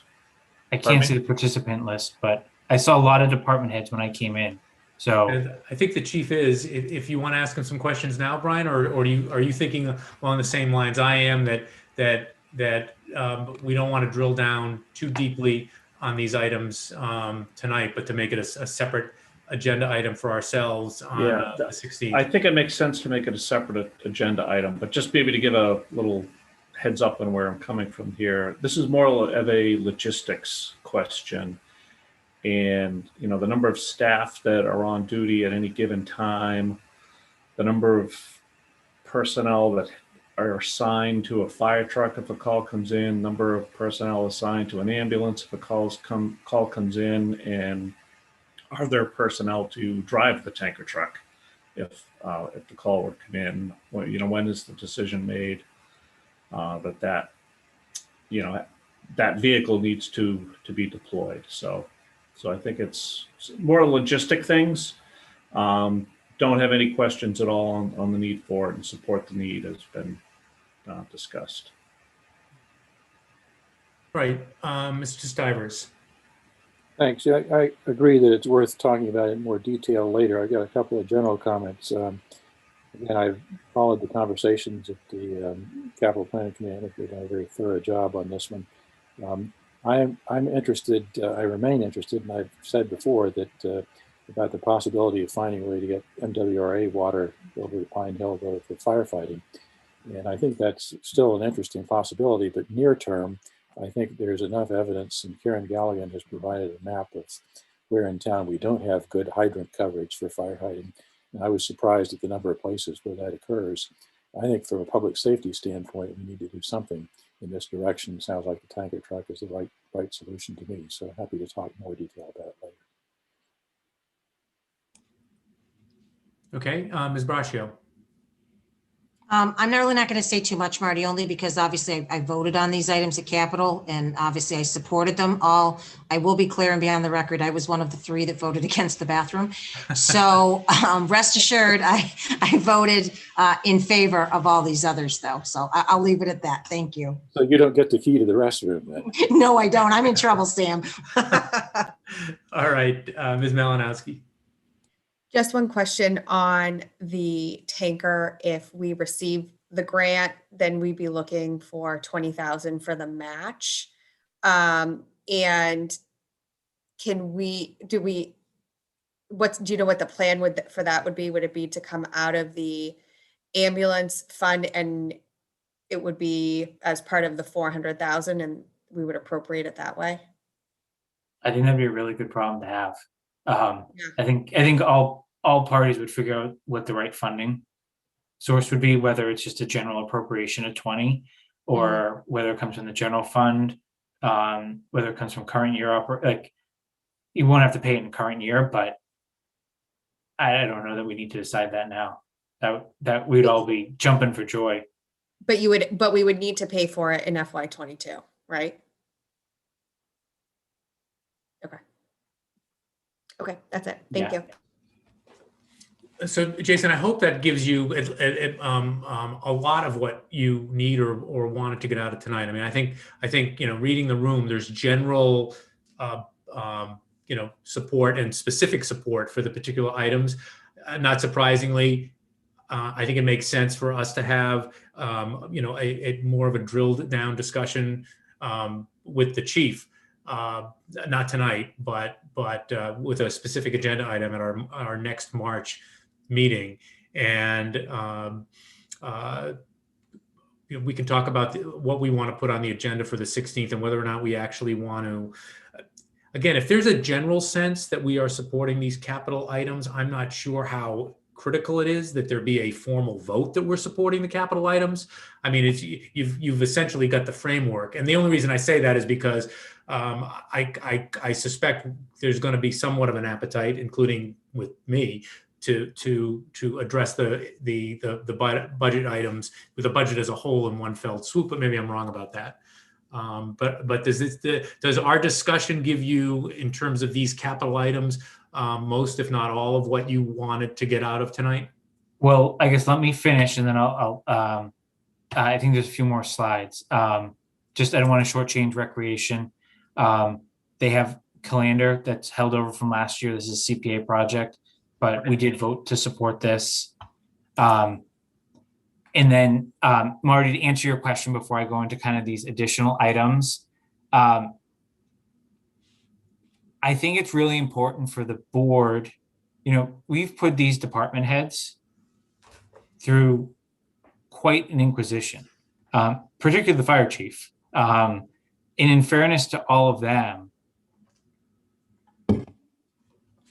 those meetings were not only recorded, but there's comprehensive record of it. Most of you were in those meetings, either as one of you sitting on the committee and most of you watching or watching after the fact.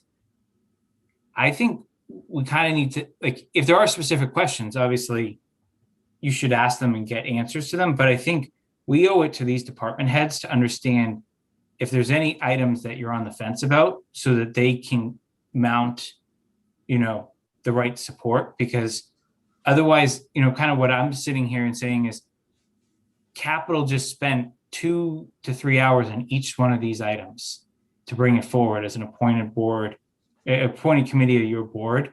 So I feel like we're spinning in an endless cycle, and we've tried to take into account the town's financial position, and we're bringing forward a capital budget that is similar to tax years where there's 2 to 3% tax increases. So we're not bringing forward what I'll call an aggressive capital cycle. And we've pared down a capital plan that we started with $3 million of proposed capital for this year. And I don't hear anyone yelling and screaming from a department head perspective that we cut something that they can't live without. So I feel like a lot of the hard questions have been asked. So I just think we owe it to them. If there is someone on the fence about something, I understand the tanker's new and maybe leave that one off to the side. But if there are any other items that some of you are on the fence about, I think it would be helpful, especially seeing that there's a lot sitting in the audience, that you kind of just lay that out to them so that they can, A, be prepared for your next meeting, or B, we can do some more homework on capital to come back to you at, that would, I don't want to say alter our recommendation, but, otherwise I kind of question this endless circle. Marty, can I jump in? Yeah, Sorry. I'm sorry. Go ahead, Lisa. So I'm not going to be as diplomatic as Jason, I guess. I am going to ask the board to either at next meeting potentially to take a position on this, because if, again, similar to what Jason said, a lot of work has gone into this, and if more work needs to be done for the board to support everything that's on here, then we need the time to do it before town meeting. So I am going to request that by the end of the meeting on the 16th, we take a position so capital can go back and do what needs to be done, to see, what we can do to bring you the additional information that the Board of Selectmen needs to be able to take a position. So that's all. Thank you. Yeah, no, I'm sorry, Lisa, I don't think, and maybe I wasn't clear enough, and I apologize. I don't think that's not inconsistent with what I was thinking. I want to make sure that in terms of, in other words, when we went around, I didn't hear the sort of concern about particular items from anyone. I don't have any particular concerns about them. As I said, I think, as been stated a couple of times, the amount of work that has gone into getting these items to where they are has been substantial plus. And I'm comfortable with the rationales that were put forward, and with a very hardworking, diligent committee where the votes were either unanimous or near unanimous. That's a pretty telling statistic. I think we owe it to ourselves, to having heard all this, to sit back, to think about it, and to consider it on the 16th. Now, if on the 16th we actually want to take a formal vote, as opposed to it being clear that we're supporting all of these items, for me, that's a distinction without a difference. But maybe, having the luxury of that formal vote is something that folks are going to want. But does that, so again, I don't think I'm saying something different from you. And are other folks on the board comfortable with that approach, that we have a final, obviously have the chief in to talk about the tanker truck, And if there are concerns that we have that we want to identify, whether it's DPW, the police, or otherwise, we can identify that, make sure that they're there on the 16th, give them a heads up about what questions we might have on those particular items. But otherwise, whether it's a formal or an informal vote, that there be clarity on what the Board of Selectmen's position is on those items coming out of our meeting on March 16th. Thank you. Does that make sense to everybody? Yeah, I think it's fine. And just from my perspective, I have no questions, no particular items that I want you to focus on from this capital list. But just similar to last year when we had the budget discussion, we had a number of departments come in and request increases in staff and make other changes, and each one on their own was very, very justifiable. Each made great cases for it. It really wasn't until everything was all piled together into one where you could see the whole effect. So, looking at it individually, I think each one of these components makes sense. But for me, I just also want to be able to see what the overall picture is with the entire budget, not just the capital, but from an operational perspective, where are we with an overall percentage increase? So I just think I would feel more comfortable having that full picture rather than a more piecemeal approach. Okay. So we're going to talk on the 16th, and again, we'll either have a strong informal position or an actual formal position coming out of it. We'll see what we end up with a 3-2 vote, or if we could be unanimous or close to it. So, but just to be clear, so we can go back and make sure the department heads are ready. I only heard the fire chief. Is there any other department head that Mark should make sure is available that night to come and present? Not for me, and if that changes for me or anyone else, it's not going to happen at the last minute.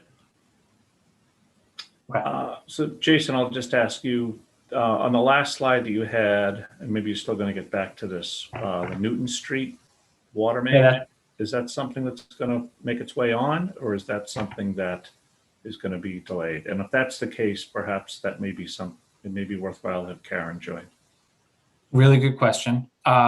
So Brian, as you know, so I'm going to go through the last slide now, which was evaluating. So Karen came to us within the last month, indicating that the water main on Newton Street was going to need some attention pretty soon here, and was proposing, various alternatives for appropriation at this town meeting.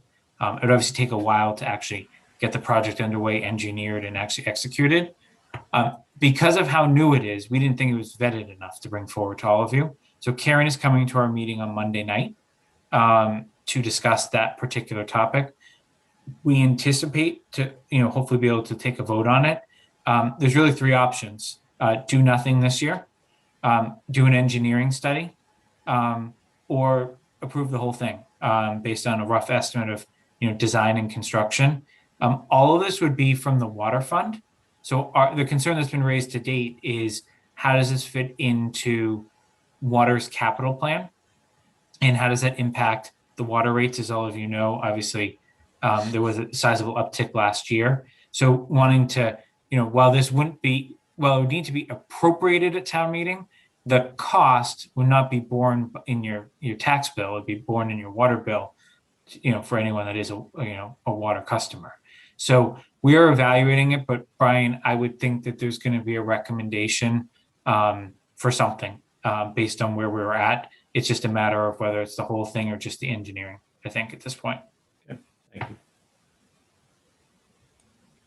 Right. I think we're good on the capital items, and I just have one question, Marty, if yeah, I okay, may. Chelsea, go ahead.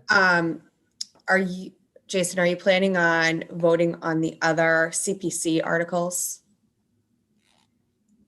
Which other ones? So the trails, are you going to take a position on that one? It wasn't really on our radar screen. We can discuss it. That's the signage. Or the St. Mark's one? I think the St. Mark's one is not a town-owned building, so I don't think that's in Okay. our purview. Okay. So Mark, do you have a view on the trails one, whether that should fall within capital? But using the same logic that you just used, Jason, the trails are going to be on DCR property. So I'm not sure that would necessarily fall in your bailiwick if, you know, given what you just said about St. Mark's. Okay. So Marty, before we go to South Union and the standing committee language, and I don't care which order we do those in, I just wanted to make the board aware that we are working with other boards and committees, namely looking to have a conversation with EDC about the one-stop grant funding notice of intent that's due this month. We haven't discussed it fully. We discussed it one meeting a couple months ago, but really around wastewater for Route 9 and what possibilities that would or wouldn't open up for economic development. In studying other towns and where they're getting these mass works grants, which are millions upon millions of dollars, that seems to be a common theme of infrastructure type funding to be able to basically develop or revitalize certain areas. Obviously, certain areas of Route 9 are in tough shape at this point. So we will likely, depending upon, we're looking to do it collaboratively, not do one thing on capital, one thing on EDC. So I have reached out to Mr. Wood in particular to enhance that conversation. But given that the notice of intent is due in early April, I don't have the date off the top of my head. It does require a vote of the chief executive, which is likely all of you. So we'll bring something forward. It's very informal at this point, and then the state helps you match you with grant opportunities. But we'll probably bring something back on that that you all can discuss. But I just wanted to put it on your attention, on your, I guess, radar, given the short turnaround time and the focus on that area of town. Yeah, that's fine. We just gave the EDC a green light to put together some other proposals, both from a zoning perspective, but also focusing on Route 9. So they're already rummaging around with the to explore the one-stop grant. This it would make an awful lot of sense if that could be wrapped into the work they're already thinking about doing there. But you're right, it's an incredibly short time frame to get these things done. So thanks for the heads up. Why don't we go to the language first, take a breather before jumping into South Union? I think the language is pretty straightforward, but I'm sure Sam has, did you submit a red line version, Sam, that you're muted? Not yet, still working on it. Okay. No comment. I've listened to the conversation about it by the committee. I'm fine with it. Yeah, does anybody have any questions about the proposed language? The only it's not even when I saw the stagger for the terms, obviously makes perfect sense, and it's consistent with the way I've always seen the staggers. I just always think that somebody gets, is there any reason you couldn't do, instead of 3-2-1, you couldn't do 4-3-2 for the first appointments? It's just kind of weird that, presumably if somebody's going to be interested in being on that committee, a one-term appointment is really a one-term appointment before you get the succeeding 3-year appointment. Well, right now we're on 1 years. I know right? that. So it's an upgrade for the majority of the committee. So I hear your point, Marty. I don't have a view one way or another. I don't know if anyone else does, but I know I don't feel it was borrowed from other committees that are referenced in that same section of town code. I'm not going to touch it. We'll leave it at 3-2-1. It just, again, it's always done that way, and somebody always gets a one year appointment, and it always seems, kind of a fiction that presumably they're going to be around for more than a year. So, does anybody have any? I'm sorry, Sam. Go ahead. That could be a bonus, depending on how you look at it. Or maybe there'd be a fight for the 1 year appointment, so there's an escape hatch. Does anybody have any specific questions about the proposed language? I do not. Don't see anyone. So I think that being said, I'll move to approve the proposed revised language for the, what are you guys calling yourselves now? There's an extra letter. Capital in there, right? Improvement and Planning Committee, and that's on Yeah, there's an purpose. extra I in there. So I move that we approve the proposed revised language and composition of that committee. Second. Discussion. Marty, I have a question. Yep. Process. Yep. So because I voted on this already, I feel funny voting on it as a member of the board because I've already obviously voted on capital. So I guess it's a process question that in items such as this, would the board prefer that I not be part of the official vote? I mean, I've already taken a vote through capital. Obviously, it's come forward. This is just my view on this. The not vote. It's weird that it's in our bylaws about advisory and different committees not voting on things. Yeah. For the most part, whether or not you can vote for one committee when you've been on another committee really should only have to do with conflicts. I mean, again, we're creating fictions here that somehow Lisa Braccio, as the Selectmen's designee on the Capital Committee, isn't supportive of the decisions that she made as a member of that Capital Committee when there's no conflict of interest. So I think not only that you can, I think that you should participate in those discussions. That's my view. Okay, I just wanted the board's view on it because again, some of the capital items have, obviously there's dollar figures and finance and budget involved. So I as long as the board is fine, then that's great. But I just wanted to ask. That's my view. Any dissenting views? No. Okay, All right. thank you. So did somebody second my motion? Yes. Okay. Discussion none. Ms. Braccio. Aye. Ms. Malinowski. Aye. Mr. Shea. Aye. Mr. Stivers. Aye. And Mr. Malinowski. Excuse me, Mr. Healy is aye. Mr. Malinowski. He doesn't get to vote. I don't have a vote. So did we just knock some people off your committee though? Well, no, because so that's a warrant article at town meeting. So I think, and I should have interrupted you sooner. I think what your motion maybe should have been is that you're going to support that warrant article and the language around it.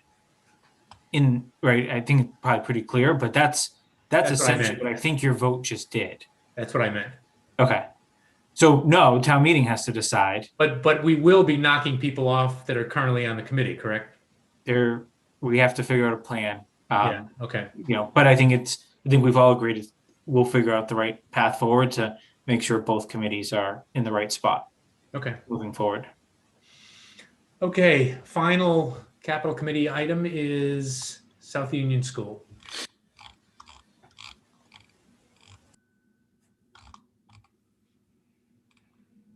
So Marty, I think you had left us with a to-do on this to take an actual vote. Or let us know where your heads are at in terms of your view about what makes sense. One bidding process or two bidding processes.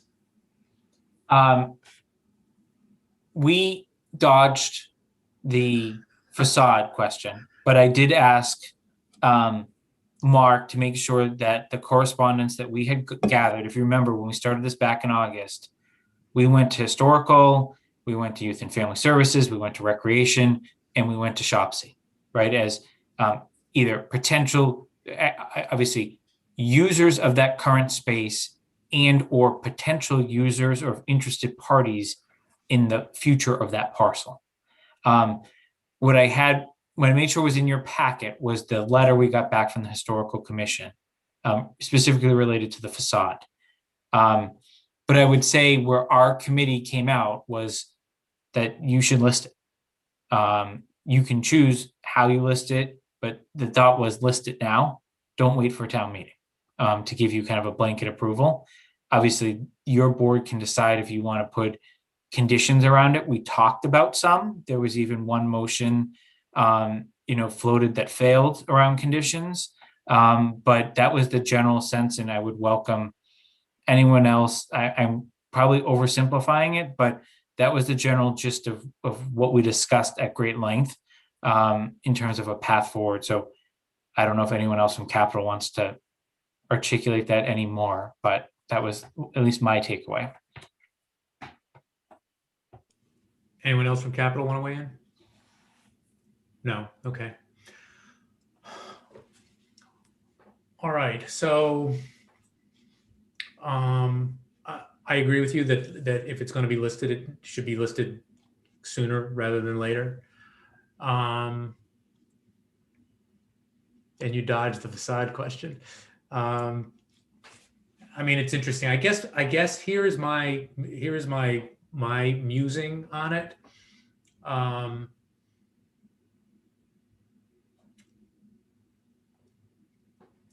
My gut, and I guess a little bit of my head, although I'm not a real estate guy, tells me that listing this property with conditions is not going to garner a bid that takes anyone's breath away. That's just my that's my sort of view of it. And in a weird way, if our as a Board of Selectmen, as a town's view is that it is a significant historical structure that, come hell or high water, should be maintained, then it seems difficult for me to see a way that we do that with a sale and protective covenants and stuff like that. Now, the flip side of that is I'd be curious to know what this property would garner if it were just going to be sold straight out.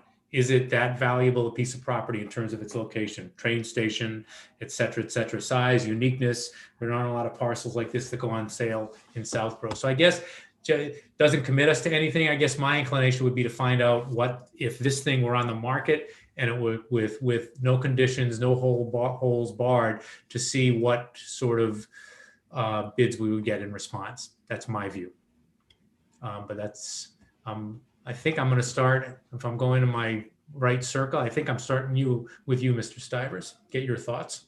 Okay, thanks. I agree that we should move forward and trying to figure out what kind of bids we might get for it. I share your concern about too many constraints on it.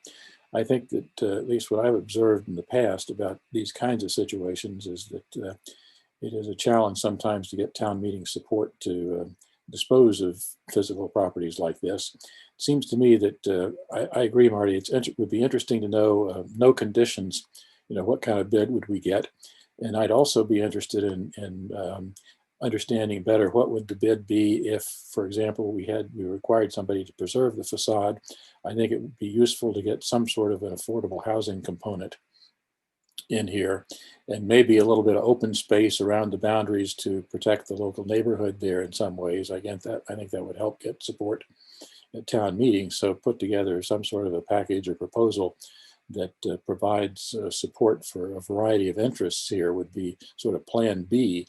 And if the number is X for the no holds barred and the number is 10% of X for the constrained version, I think that's interesting food for thought. If it's 0.9 X, 90% of X, then I think that I would be in favor of moving forward with constraints and paying a little money for that constraint value that we get out of it. So again, key for me is getting some direct input from the real estate world to see what it's worth under at least one or hopefully a couple of different circumstances. Okay, Ms. Braccio. I agree with Sam. I think obviously putting this out is key as quick as possible, but I know from past town meetings when Fayetteville particularly came up, town meeting was pretty clear what they were looking for, whether it was a binding vote or whatnot. Town meeting was pretty clear on the preservation of the facade. I worry that taking an offer to town meeting that doesn't accomplish or at least leave some form of option for that isn't going to be as fruitful as we're hoping. I understand that it will probably be a very different bid. But on the other hand, you're looking at over 3 acres there. And in Res B, which is half acre zoning, there's still, I think, plenty of opportunity to do something for a developer that might want to. And as Sam said, maybe affordable housing in the, the current building is the answer. I don't know. Mark, can I ask you a question? Sure. Is there a way, again, this is process, to be able to put something out for an RFP or bid with options, with preserving the building, what would your bid might be? If not preserving the building, what would your bid might be? Maybe there's not, because that's looking for 2 very specific things. But this is your forte. What do you think? So I think that when we put out Fayetteville, we didn't give options. Okay. We simply said that these criteria are important for any bidders to meet, which I believe it may have been Sam's point or Marty's point that, you really didn't get a great price because these were conditions that they had to meet. So, but you could put something out, which I think, it says, look, if you're taking this property, unfiltered and, there's no conditions, what would your price be? If the facade needs to be maintained, what is that? I mean, I don't think you want to give too many options or too many different pieces, but I do think that, you don't want to ask the question about, put it out and say, we want the facade to be maintained. And then the prices come back and the board says, we really don't like those. Put it out again and do it this way. If bidders are going to lose interest. They're going to okay, so we'll wait until the board's serious about what they want to do. Yeah. And then, we'll put something in. So I think that you just want to try and get as much information as you can the first time and hope that you have enough in order to make a decision. Okay, thank you. Thank you, Marty. That answered my question. And I'm just going to, again, I'm going to be devil's advocate here. I think that if the facade of this building is going to be maintained, it's going to be because the town keeps the building. And whether through CPA money that we get creative like a lot of other towns have and do affordable housing there and accommodate affordable housing and historical. I mean, there's, and bond it that way. I just don't think, again, and Fayetteville informs it, but also the Burnett House. I just think that putting conditions on the sale of that property with a kind of an understanding of the work that it would be required to go into maintaining the facade while developing the property, I think we're putting shackles on ourselves. I guess I would want to know, I just want to blast it out and see if we were going to get rid of this piece of property, what is the price? How valuable is it? And then if the town decides that, notwithstanding that, if it's an incredible amount of money that they want to maintain the South Union School, then that's the decision. But it's a decision made knowing what the town is turning down in terms of being able to deal with other capital investments because we've got that money from that sale. Anyway, I'm done. I'll end on that too, Marty, I agree with you. And I think it's not up to us to decide. It's up to the taxpayers to decide, at town meeting. So maybe that's the easy answer. Put it out, see what comes back, let the taxpayers decide if, what comes back is acceptable. And if it's not, they can send us back to the drawing board to put something out with the facade. So I would be okay with that as well. Thank you. Ms. Malinowski. So, but to Mark's point, we can go out with facade and no facade, right? And then we can bring it to town meeting. And if the taxpayers want to keep the facade, if we bring the no facade to town meeting, then they can vote it down. But at least we would already know what somebody would pay for it with keeping the facade. So I guess I would rather go out with the 2 options only and not include anything else. Okay, Mr. Shea. So do we, we've been saying, we put it out restrictions, no restrictions. Does our demolition delay bylaw even allow us to put it out with no restrictions? Does the demolition delay still come into play here that a purchaser would need to contend with? Do we even have that option? And I don't know the answer to that question. but my guess is that it would come into play. So that in itself, may preclude, a no restriction option to, to see what we could get for it if that building didn't need to be kept. And just one other thing just to keep in mind as well, just it's the engineer in me and all the logistics of everything. And we have a very, very full town meeting coming up. And just thinking, and we're going to have to do it in the same protocols that we ran town meeting last year. Outdoors. Last year, we made a decision to only focus on the critical articles. And still, we had like a 4 or 5 hour meeting that Saturday afternoon. We now have all those articles that were pushed, that were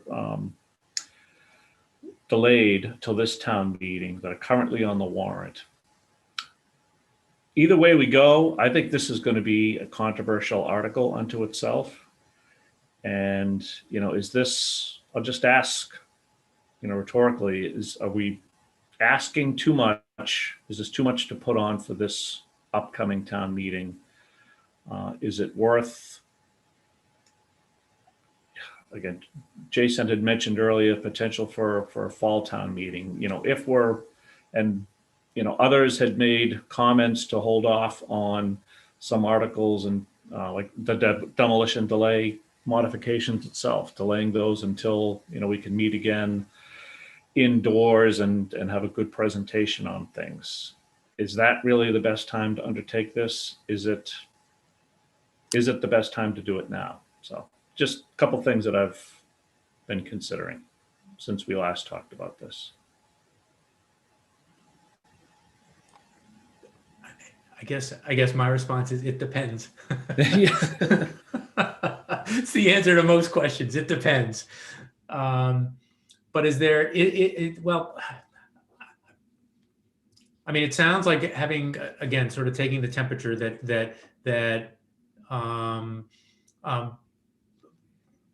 most people would prefer that if we get some bids that they be at least, that there be at least two. One, an open-ended bid, one with as limited a condition as can be put on for maintaining the facade. So having, and I guess, Brian, the fact that we do that doesn't mean that we have to do anything for the town meeting in June. Right. It just means we've gathered information. And if that information is helpful towards moving us in one direction or another, that would be a pretty compelling reason to have, in fact, a fall town meeting, to consider that and some other items. You're on mute. I hear Brian's hesitation and just thinking through that 5 hour town meeting, but I think the key is getting the data and understanding, right? There may just be it may help everyone make a decision before it even gets to the town meeting.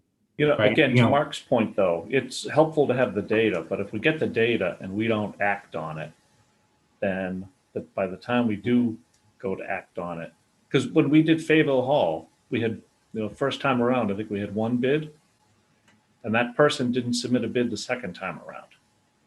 So you need to take into consideration those that are going to take the effort to put a bid together, think through what they would do with that site. And, there's an expense that they go through in putting a bid together. And if nothing happens, then, there's no guarantee that they're going to be around the second time also. I mean, I hate to say this, Brian, but other towns are approving, like our neighbor in Ashland just approved a new school and a new public safety building in one fell swoop last month or 2 months ago, which required not only a special election, but a special town meeting. If we want to give this due course, like maybe this isn't part of the annual, but there's a date. If the offers come in, that the board commits to, a special, depending on when you land on the actual town meeting date. I know there's no appetite probably for 2 meetings, but we already deferred the capital from this year. I just don't know how long we can, if we're going to keep people working in that building, it's just a clock that's ticking that I don't know. I don't have an answer. I defer to you as an engineer, defer to Mr. Parent, but it's just a consideration you may want to just think through. If we want to take it out of the annual, but think about it in its own special right with maybe some other articles at a special. No, I hear you. And I'm, believe me, I'm not trying to be an obstructionist here. I'm just trying to think through everything. And I get part of me, doesn't want to be in a position too, where we're putting out an RFP that is looking for a bid for an alternative that may potentially conflict with our own demolition delay bylaw. I mean, the last thing in the world we need is another conflict with the demolition delay bylaw. So I think that was just a matter of timing, though. A bidder would have to understand what that is, and their ability to do that is delayed as opposed to prohibited, I think. But we ought to certainly look into that. I think it's worth keeping. I'm sorry. Yeah. I'm sorry, just to recall the last time we went through this with Fayetteville, one of the conditions of the purchase and sale was that all of the, the permitting processes had to be complete before the sale was finalized. So that dragged on for many, many months until the sale was actually concluded because of the permitting processes. I get it, Brian. I agree with everything you said, except I want the data. Yep. Okay. You too. Let's keep moving. Yeah, So I agree, Marty. I think too, Brian, I think your point about the demolition delay bylaw is spot on. I think that is going to come into play. I agree with you based on the age of the building, but I think the data is, to get the data now is important too. And again, the data may come back and give us a very clear path, right, to be able to bring to town meeting. So. Yep. I think there's another elephant in the room, which is people are going to want a succession plan for all the things in that property and where they're going and how it's going to be organized. So people at the annual meeting may not be willing to vote on a plan for that property without that being presented as well. No, I think that's right. But that being said, I still want the data. I think that's a solvable problem. I just think that there are so many roads that either are clear to go down or completely foreclosed if we have numbers in mind. And we could get bids that are $500,000. We could get bids that are $5 million. I have no idea. And obviously the way you view what to potentially do with that site is going to be, very affected by that. So, Mr. Chairman, just to try to move this forward a little bit, I think the board's pretty clear on where you want to go with this. We have a template that we had used in the past. I don't know if it would be helpful if you wanted to assign a member of the board to work with me and with our staff to put this together. It's going to be about a 45-day process. The state requires us to have this out to bid for at least 30 days. And then there'll be somewhat of an evaluation period before it comes back before the board. So probably sooner rather than later. So I think that expeditiously, if someone from the board wanted to work with me to get this rolling, and whether you want this to come back to you on the 16th for final approval, or whether you're willing to bless it with the conditions that you've set forth and allow one member to work with me to shepherd it forward. No, let's shoot. We're throwing everything on the 16th. Let's shoot for the 16th. Ms. Braccio is not going to be the person. She's got a pretty full plate. I'm going to turn to Mr. Stivers or Ms. Malinowski and see if they have bandwidth, if they think they do. Ms. Malinowski does? Okay. That's good because I don't think I do. Thank you, Chelsea. No problem. Okay, there you go. All right. With a target date of the 16th. That means your hourly pay rate is declining, Chelsea. Better be careful. That's okay. That's okay. If I may add, Jason looks thrilled that Chelsea offered to do this, by the way. Offer no comment. Did you notice how he keeps rubbing his temples? Okay, so I think we are, there's nothing else for us to vote on at this point.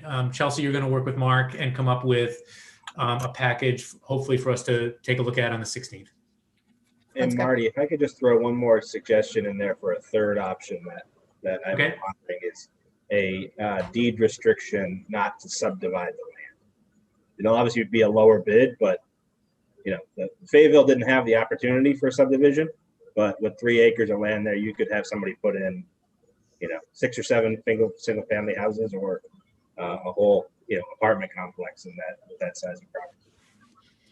Okay, Mark and Chelsea, I'll leave it up to you guys to decide. But you can decide whether or not that makes sense for even a third option for us to consider on the 16th.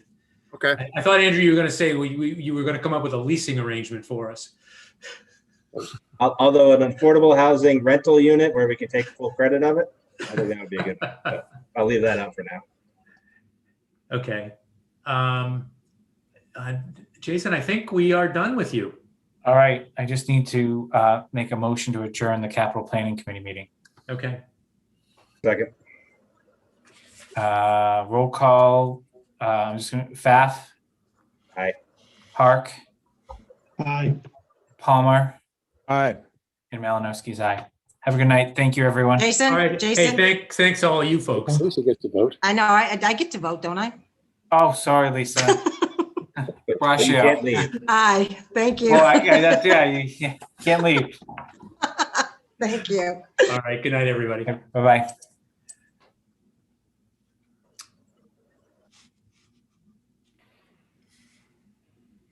All right. I think my report is going to be relatively straightforward and quick, hopefully.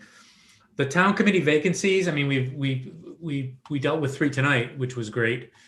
I guess just generally, Mark and Vanessa, just a strategy. I mean, it's so tough without normal human interaction to be able to, have conversations with folks. Do you think there's something else we should be doing? Does it make sense to have as an agenda item on a at least a monthly basis, and to, as part of our meetings, say here are the vacancies, and use the folks out in the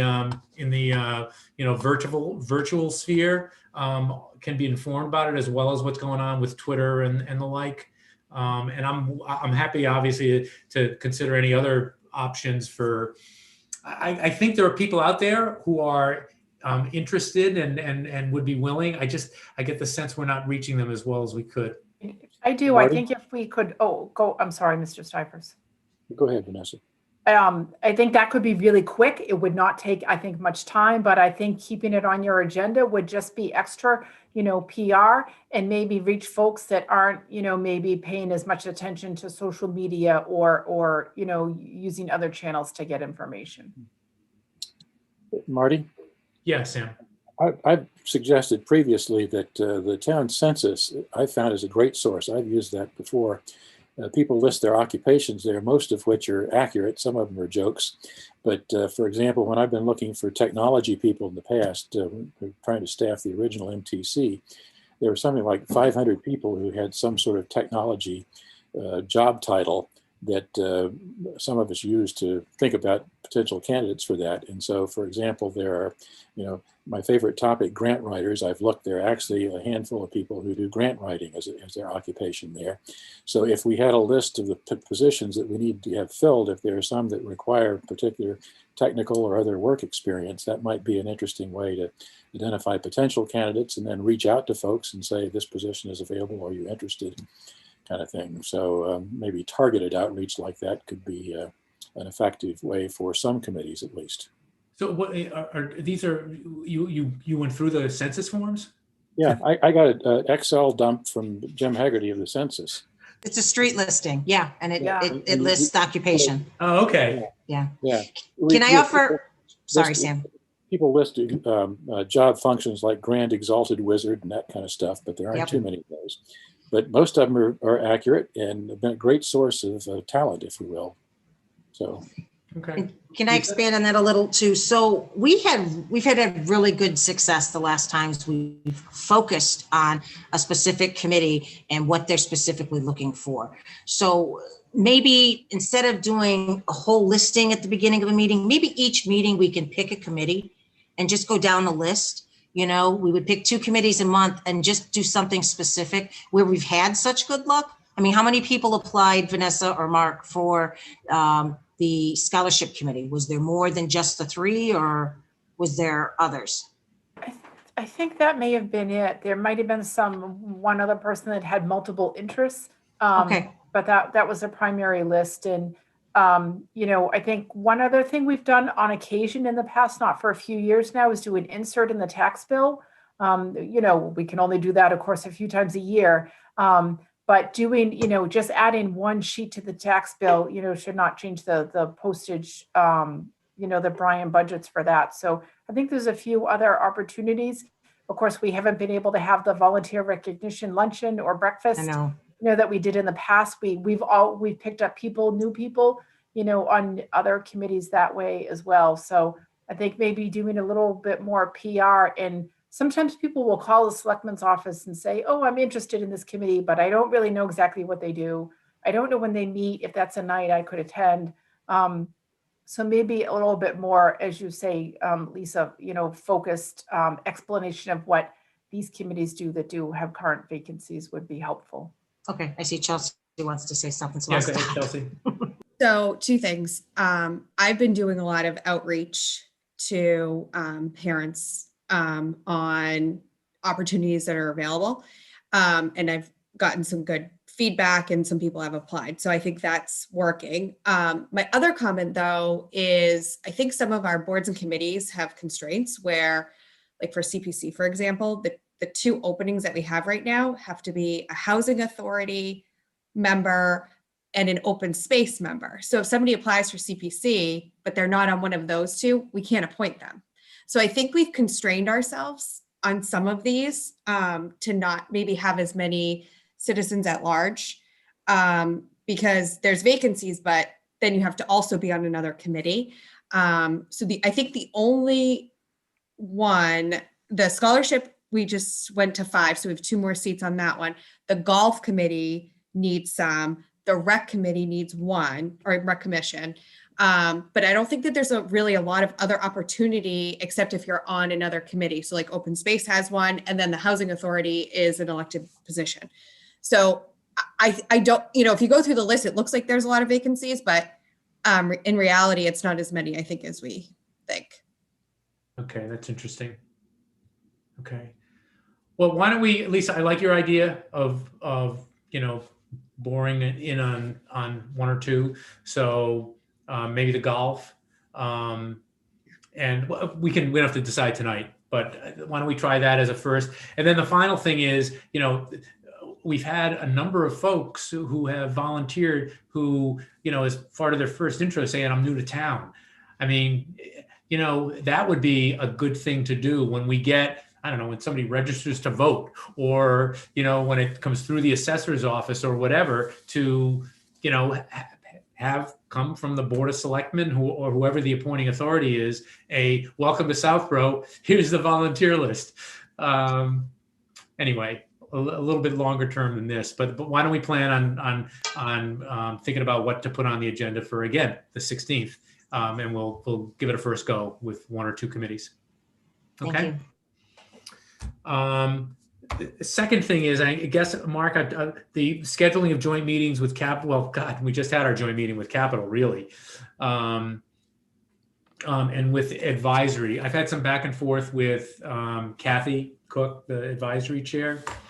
You know, a discussion we're going to have later tonight is it's, you know, we're going to be kicking town meeting over till at least the end of May to early June. When do folks think that we want to sit down with advisory, one of our April meetings? Does that make sense? Thoughts? Yes, nods? Yep. Okay. All right. Yeah, I don't want to put it on March 16th. That's getting clogged anyway. And it also feels a little bit too soon. I mean, we got some good news today with some of the adjusted numbers on the budget. I think particularly since we're not going to be having our town meeting for March, April, May, at least 3 months or so, that I think kicking over and suggesting dates for advisory in April. Actually, I take a step back. One of the things we talked about is having a special meeting, a special date though in April, which would be in between our two April dates. I think the April dates are The 6th and the 20th. the 6th and the 20th. So it'd be the 13th maybe. Yeah, I think that advisory had suggested the 13th, and I think you should probably put a pin in that until you discuss when you're going to have your town meeting, because we were kind of operating on the premise at this point that you would sign the final warrant on the 20th.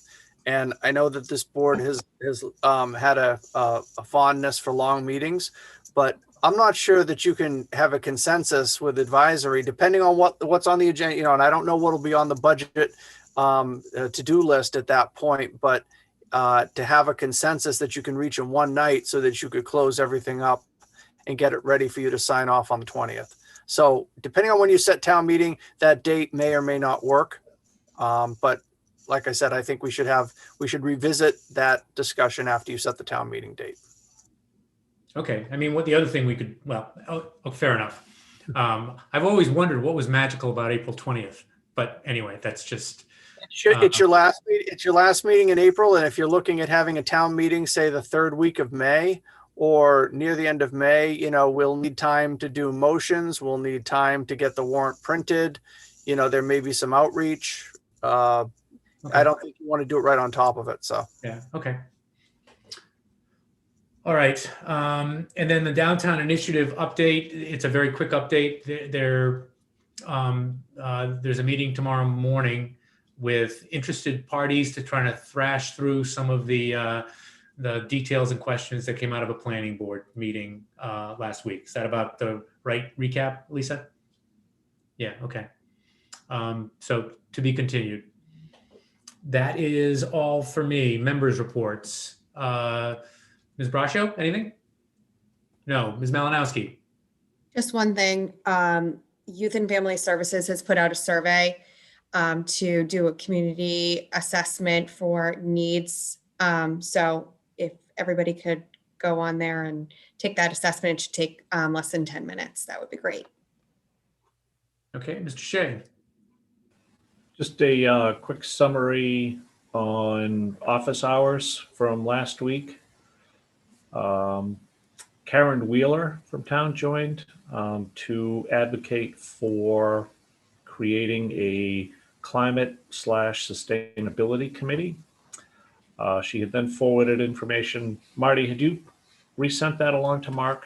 And Mark, I think she had mentioned that that's stuff that she had sent to you probably dating back to pre-COVID stuff.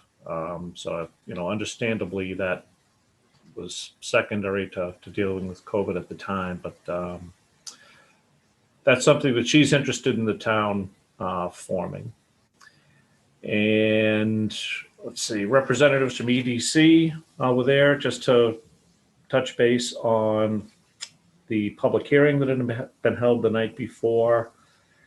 Last, Mr. Pfaff joined us questioning if we could maybe reach out to Southborough Access Media to see if they could schedule more videos of committee meetings on the local cable channels rather than strictly relying upon YouTube. So, Mr. Shea, really quick about your the first comment about the Energy and Sustainability Committee. I did have some conversations, some back and forth with Ms. Wheeler. She then had some conversations with Mr. Parent, who handles a lot of our green communities. Actually, he handles all of our green communities issues and projects. The initial conversation seemed to end with there may not be a need for a committee. Subsequent conversations have indicated that she may think that there may be a need for a committee and, to look at trying to provide a resource for Mr. Parent. So I'm going to be following up with this with Ms. Wheeler and also with Mr. Parent and see if there isn't something we can come forward with to the board that makes sense for your consideration, or whether, whether a committee, may not make sense in this instance. So there's more to do on that. Thank you. Okay. That all, Brian? All right, Mr. Stivers. Thanks. The Board of Health update was the one I had suggested, and we've already actually touched on that a little bit with the efforts to hire the nurse as a full-time position, running into some problems given the uncertain funding source. So that one is still being worked on. I'm hoping we can find a more permanent funding source and get that position filled. But the board is making good progress in terms of finding good candidates if we can figure out that one. A couple of late breaking news pieces that I think are interesting. One is that I saw a report recently that the current stimulus bill that's, I guess, approved by the House, the Senate's working on, is going to generate about $4.5 billion to Massachusetts state government and about $3.7 billion to Mass cities and towns. And if you use the same assumption that we used last time we talked about Southborough's share of the CARES Act piece being something like a little under $900,000, of which we still have a few $100,000 potentially available in 2021. You do the math on the current bill, Southborough's share is like about 5.8 million bucks, according to my rough calculations. And so I think that we need to be careful to keep an eye on that one. I know Carla McAuliffe and Brian and Mark are watching that opportunity, but that's a big hunk of money.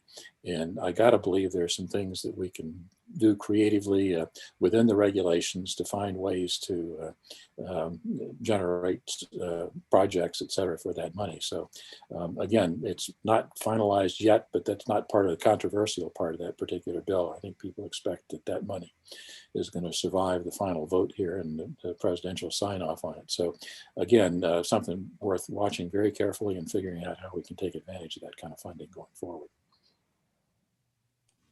Okay. I will not forget the town administrator report. Mr. Purple. Thank you. Thank you, Mr. Chairman. I'll be brief as well. Just to give the board a quick COVID update, I've already provided to you this previously, but just to do this publicly, there is going to be a COVID-19 vaccination clinic at Colonial Gardens. Board of Health and I believe Fire Department is going to be helping out with that. Vaccine is either here or should be here in the next day or so. And that is going to be taking place on the morning of March 5th. So it's great to be able to protect the populations in town that are most vulnerable. The other piece that I've made the board aware of is that obviously with the way that the state is handling the vaccination at this point, they're getting rid of cities and towns running their own clinics. They want to focus more on the mass vaccination sites, and also they're entertaining regional approaches. So all of the boroughs, Hopkinton, Holliston, Ashland, and Boylston. Sherburne was part of this, but Sherburne Board of Health has decided to go another direction, have put together a regional collaborative and has selected a location, the Westboro Doubletree, which was the site that was previously used by Westboro to do all of the regional public safety vaccinations.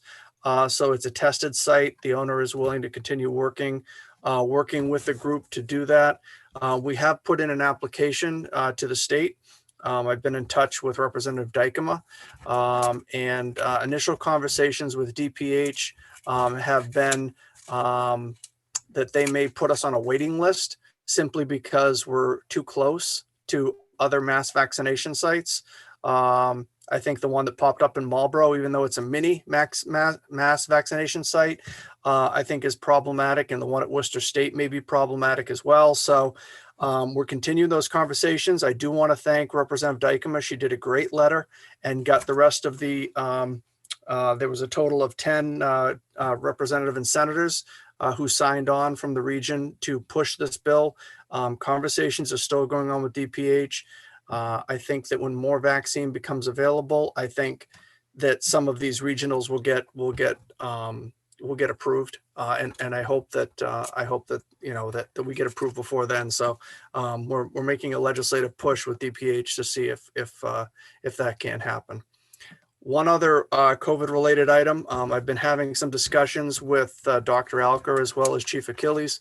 And I'll be convening another meeting of the Return to the Workplace working group to talk about bringing the employees back into the buildings on a more regular basis. Right now, as you know, we've been staggering the buildings. The buildings have been closed to the public. I do want to note the townhouse has put in a doorbell.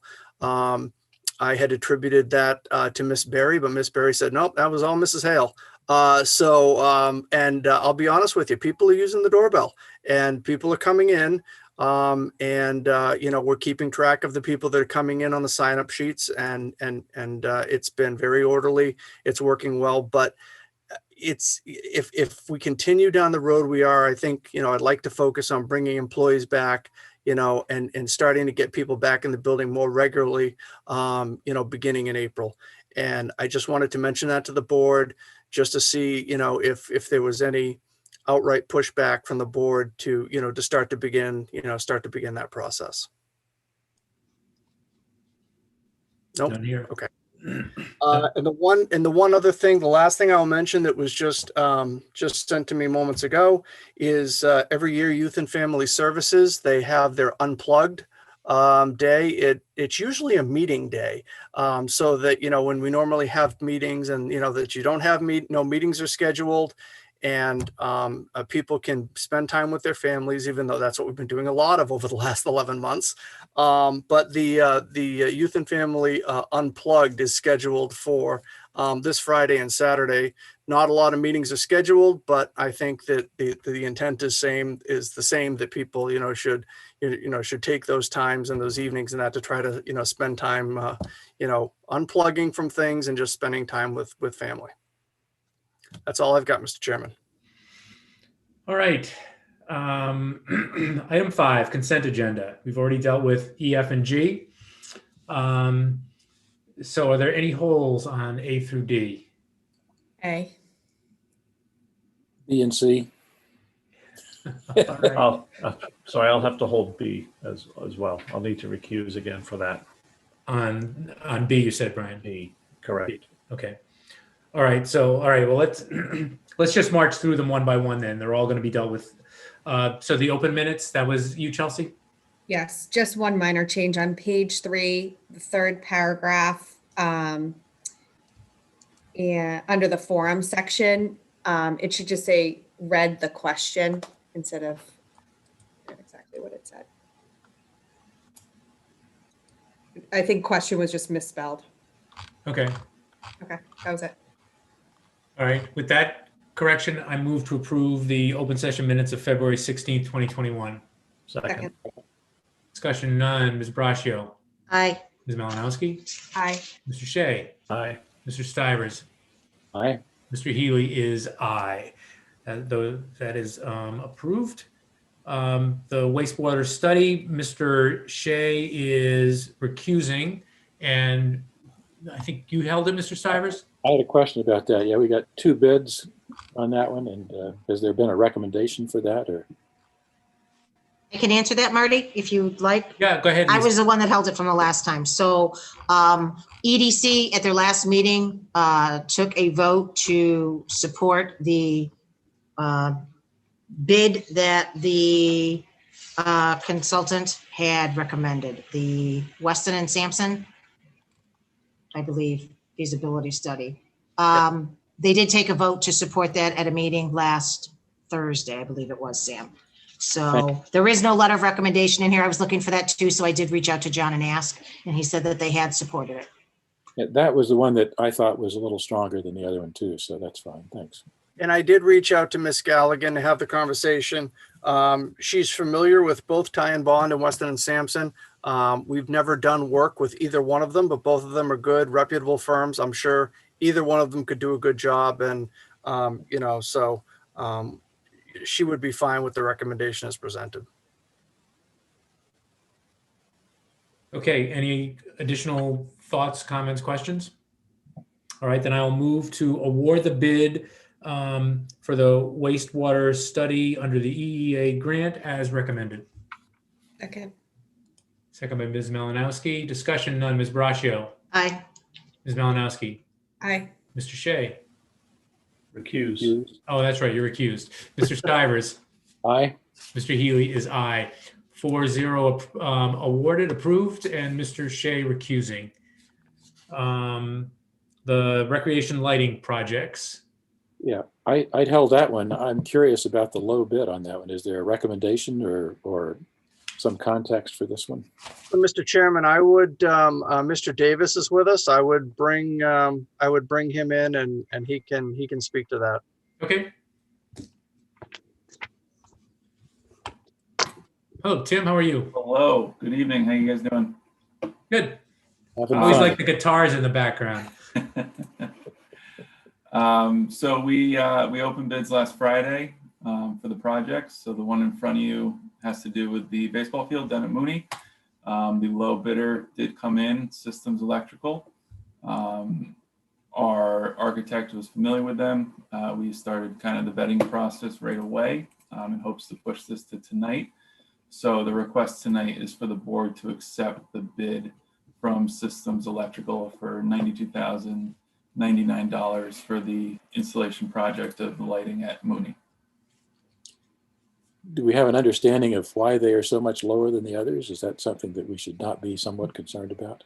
They're actually, everybody, if I'm being honest, is much higher than we thought they were going to be. So, so that's still on the sweet spot. I mean, it comes under budget, which was most important for us. But I understand that piece of it. But everything is checked out. They have the qualifications, they have the history. So we felt comfortable with it. I'm not complaining. I'm delighted, but Me too. Too good to be true is too good to be true. Exactly. But that answers my question. So is that it, Sam? Yep. Thank you.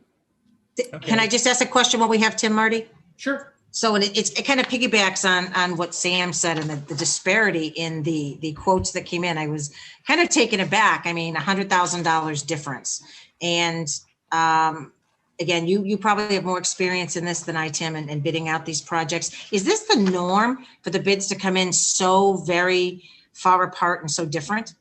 Yeah, I think I think a piece of it has to do with the times right now. But I mean, we can look back to when we did DePetrie, just such a small field. We had the same thing. You know, our low bidder that we awarded it to was, you know, the highest from there was like 150 to 200 grand more than what our lowest was. So, you know, all the projects I've bid here in town, but also in other towns, this is common. I see it almost every single time. Okay, thank you. So, and just so I'm reading the backup information correctly, there were 3 bids that were in the 90,000 range, right? 92 yeah, it was up pretty to close. 96,000.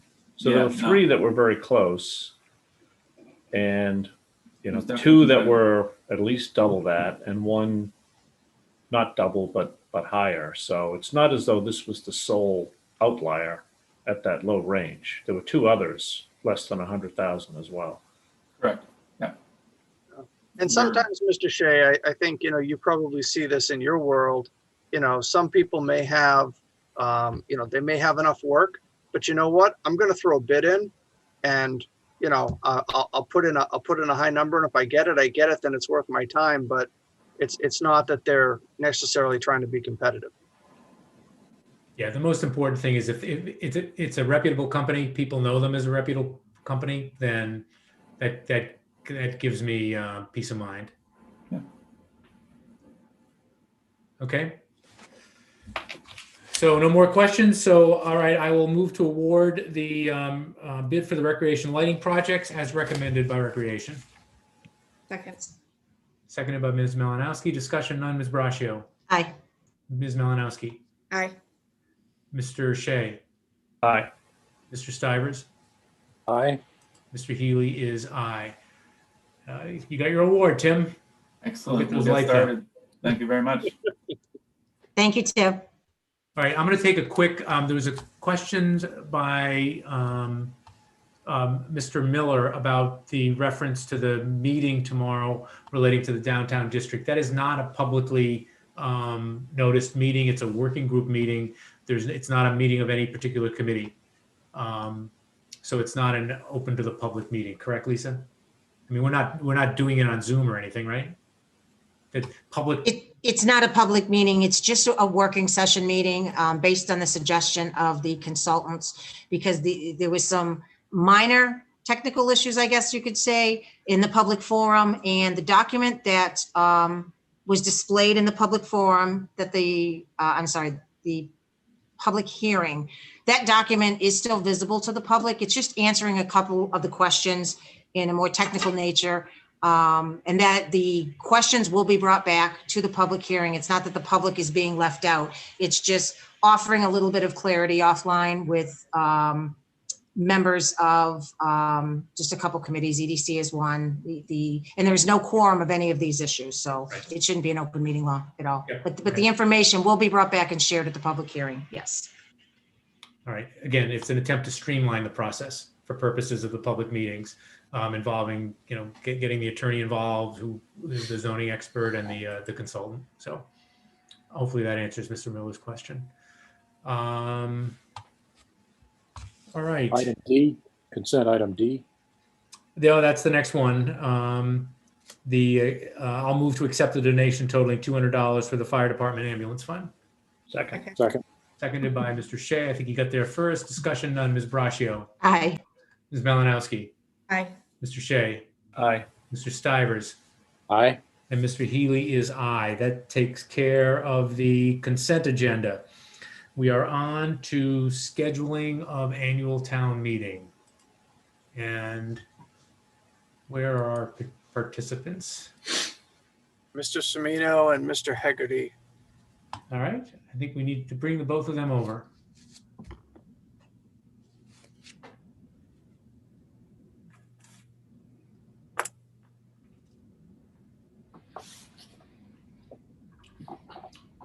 All right, Paul, I see your name. You're muted. Hopefully we'll see Mr. Haggerty's name in a second.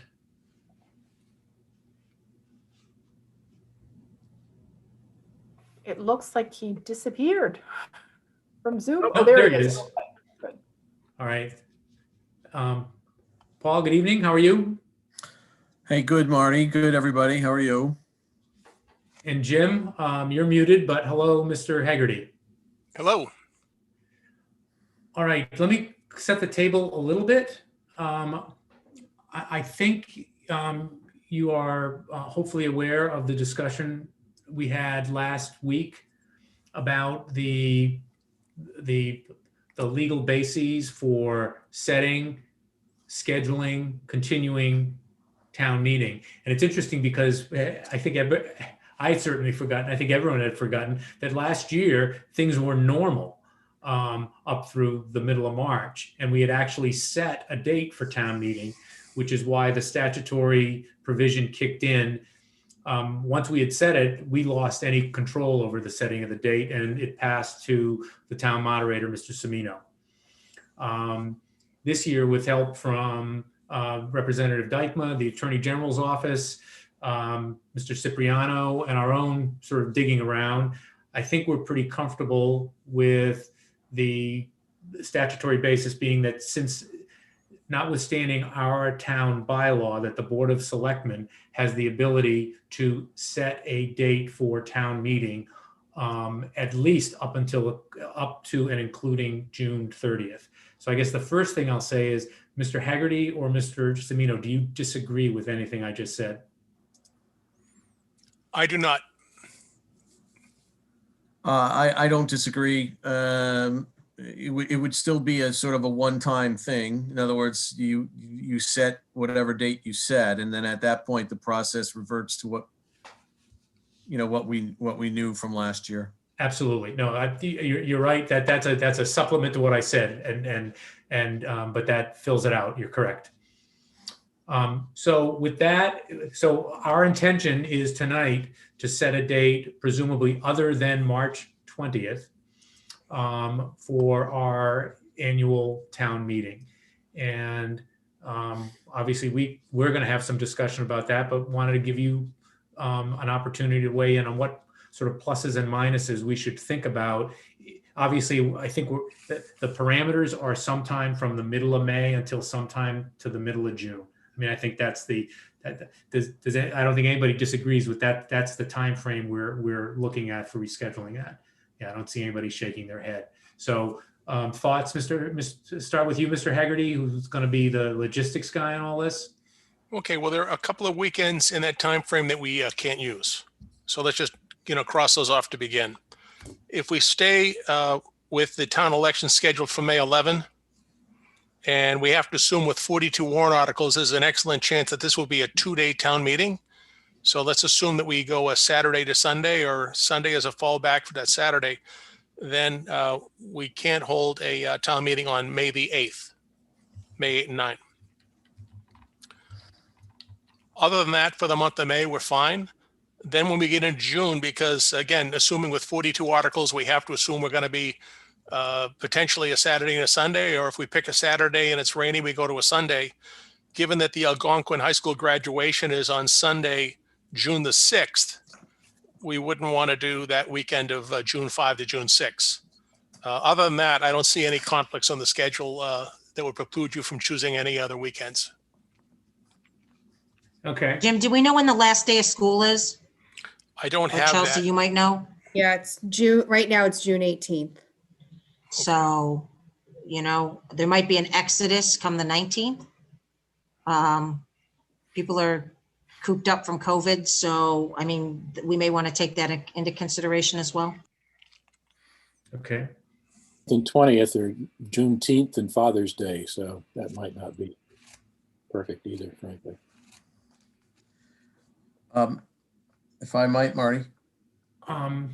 Yeah, Paul, your thoughts? Yeah, so I concur with everything with this sort of narrowing of the calendar that both Jim and Lisa have done, which leaves us with 4 dates, May 15, 22, 29, and June 12.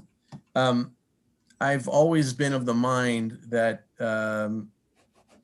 you schedule things with the idea that for some reason they may slip. And so I don't even think about June 12, because if somehow that slips, then we're stuck. And so I'm in the month of May, and I don't see any reason why we ought not to target the first available date, which is May 15th. It's maybe sooner than some folks were thinking, but I'm not sure why we couldn't target that. It's basically 2.5 months, 10 weeks from now. If we go 15, and I would concur, by the way, with Mr. Haggerty that, and we'll talk a little bit more about the length of the meeting. But if we do our required Saturday start, that and the next day would be the next day, Sunday. We wouldn't go Saturday and then another Saturday if we could avoid that. So I would be looking at May 15 and 16 as a suggestion. There's only one other thought. One thought I have about election dates, and I'm open to any of these dates here. One of the issues that when you make your decision tonight about these, with the date you pick, the next piece of this will be the date that you tell your boards and committees that they have to have everything finalized into the selectman's office for the warrant.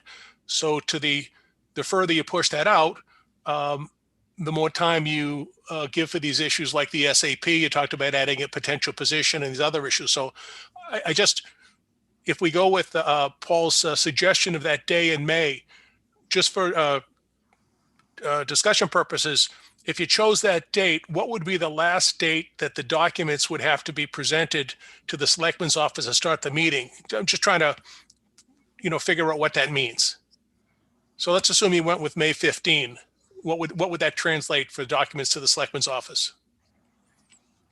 Well, I mean, I think that the date we have been talking about has been April 20th for the closing of the warrant.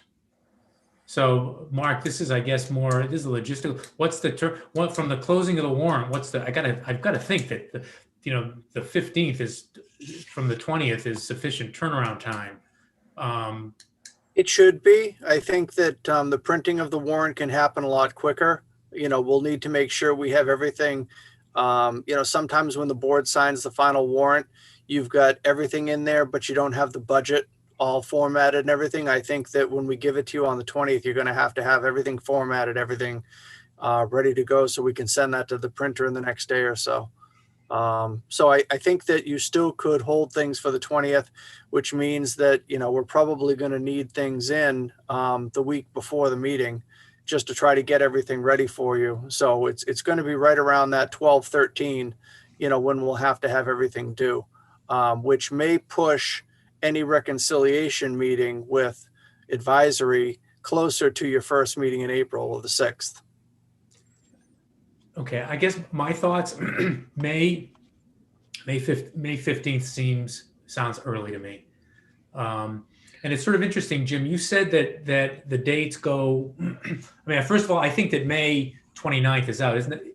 Or is May 22nd is the Memorial Day weekend, right? No, I think it's the 29th. It is, it's that. Yep. Yeah. Memorial Okay, Day is the 31st this year. Okay. The last possible day it could be. So it seems like the 29th then would be out. I don't think we want to have a town meeting on Memorial Day weekend. There's not going to be any NCAA lacrosse that weekend, Marty. Yeah, but that's what would have occupied my time. But I'm sure there's other things that would occupy other folks that are still going to be going. Here's again, I don't feel particularly strongly about all of this stuff. I just think that the later is the better, just in terms of having people sit outside, for hours. I just think June is a better bet than May. And you said the 19th and the 26th are out. The 19th and the 26th aren't ideal because school would be out as of the 19th and the 26th. But if we set it, for instance, for the 12th, and then the weather was, in other words, it's not that we don't have fallbacks. They're not ideal fallbacks if June 12th isn't good, but there are 2 weekends that are fallbacks, the weekend of the 19th and the weekend of the 26th. Anyway, that's my thought. I'm in favor of a June date, not a May date, but I want to hear what other folks think. Lisa, I'll start with you. I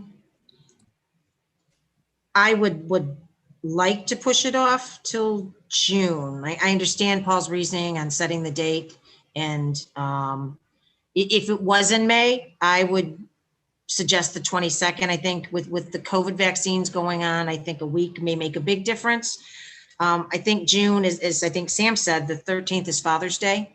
So you're going to find challenges everywhere we go, even in June. So no, the 20th would be Father's Day. Oh, the 20th? Okay, I'm sorry, Brian. I don't know why I wrote down, Sam said the 13th. So then I guess the 12th, if I had to pick a June, it would be the 12th, or if the board decides to go with the May, I would suggest the 22nd. So I don't know if that was helpful. Do I have a preference between the two? I think June 12th could be very warm. And I think looking at who we could have sitting out there, that's my only concern with going to June. The longer you go, the hotter it gets. All right. So, I'm sorry, I didn't mean to interrupt. No. All right, Ms. Malinowski? I'd prefer a June date. I think, I'm sorry, a May date. I think June is, I think we got lucky last year with it not being too hot. And I would rather give ourselves more of a cushion by having it in May and not bumping up against a June 30th date. I just, and I really think after June 18th, I don't think you're going to have a lot of participation. I think people are going to leave.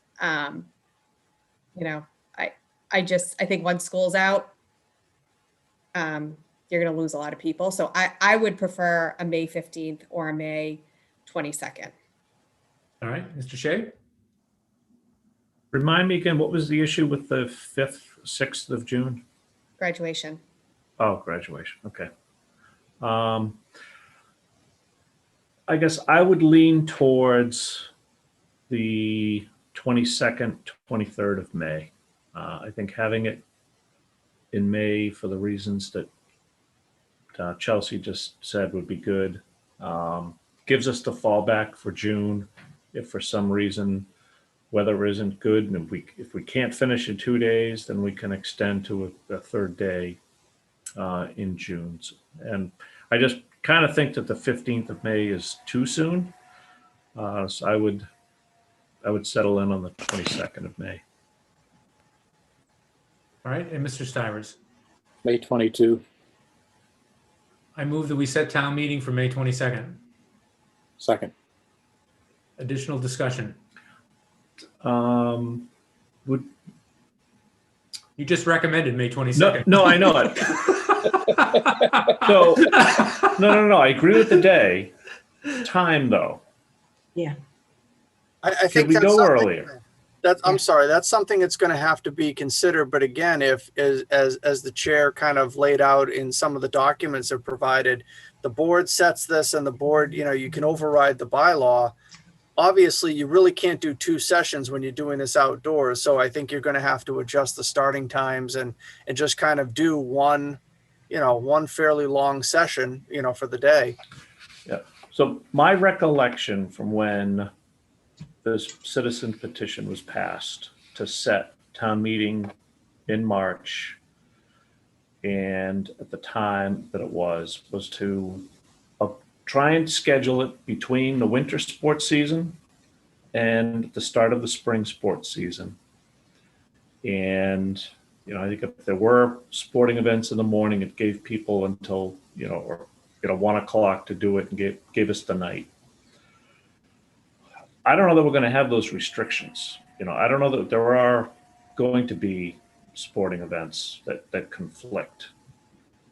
So would we have should we plan on starting it earlier in the day, like 10 o'clock or so, to give us, all that time, an additional 3 hours rather than waiting till 1 o'clock like we did the last time around? I guess my thought was, and again, I thought that and this, where we were going to rely heavily on Mr. Haggerty, the logistics, including the time we actually start on the 22nd. I mean, obviously, we don't want to decide on the 21st, but I correct me if I'm wrong. What is required is the date for town meeting. I don't think we have to decide the time. Certainly not now. You do have to print that in the warrant. Right, but that's April 20th. Not tonight. Yeah. Yeah. No. Correct. Any reason not to decide it? Yeah. Let's just decide it. And I do agree with Brian. 10 a.m.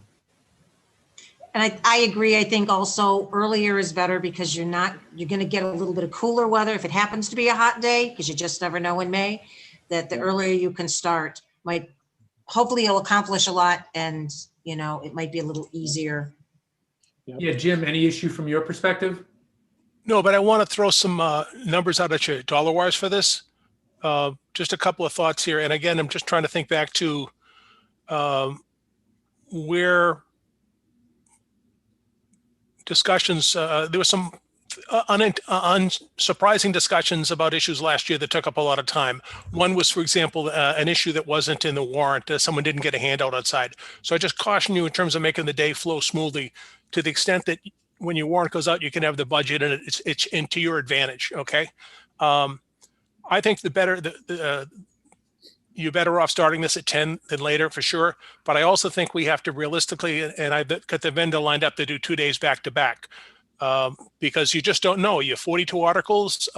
Some of them might be contentious. I just don't know. But to hold a 2-day back-to-back town meeting is going to run us almost $21,000. Okay. If we do have to come back for a third day, a solo day is about $15,000. Now, it might be a little less if it wasn't a full day, but it's a big number. So to the extent that we can get this all done in even one day, it'll save the town the better part of $5,000. And certainly we want to get this done in 2 days. And finally, there's been some, not at this meeting necessarily, but I've heard people say, well, we could just push this off to a special meeting in the fall. If we have to hold a special meeting in the fall outdoors, again, you're looking at $15,000. Now, I don't know what the fall is going to look like, or if we could, do something inside, but I just want to throw those numbers out to you. There's a lot of, if you can get this day in one day by doing it at 10 o'clock, terrific. If you have to go to 2, we'll be ready for that as well. So just going around, I see from our board nodding for 10 o'clock start. Paul, it sounds like you're fine with that. I am in favor of it. Okay. And Jim, that's not a logistical issue for you to start at 10 o'clock. No, we'll make it work. We'll get it done. Okay.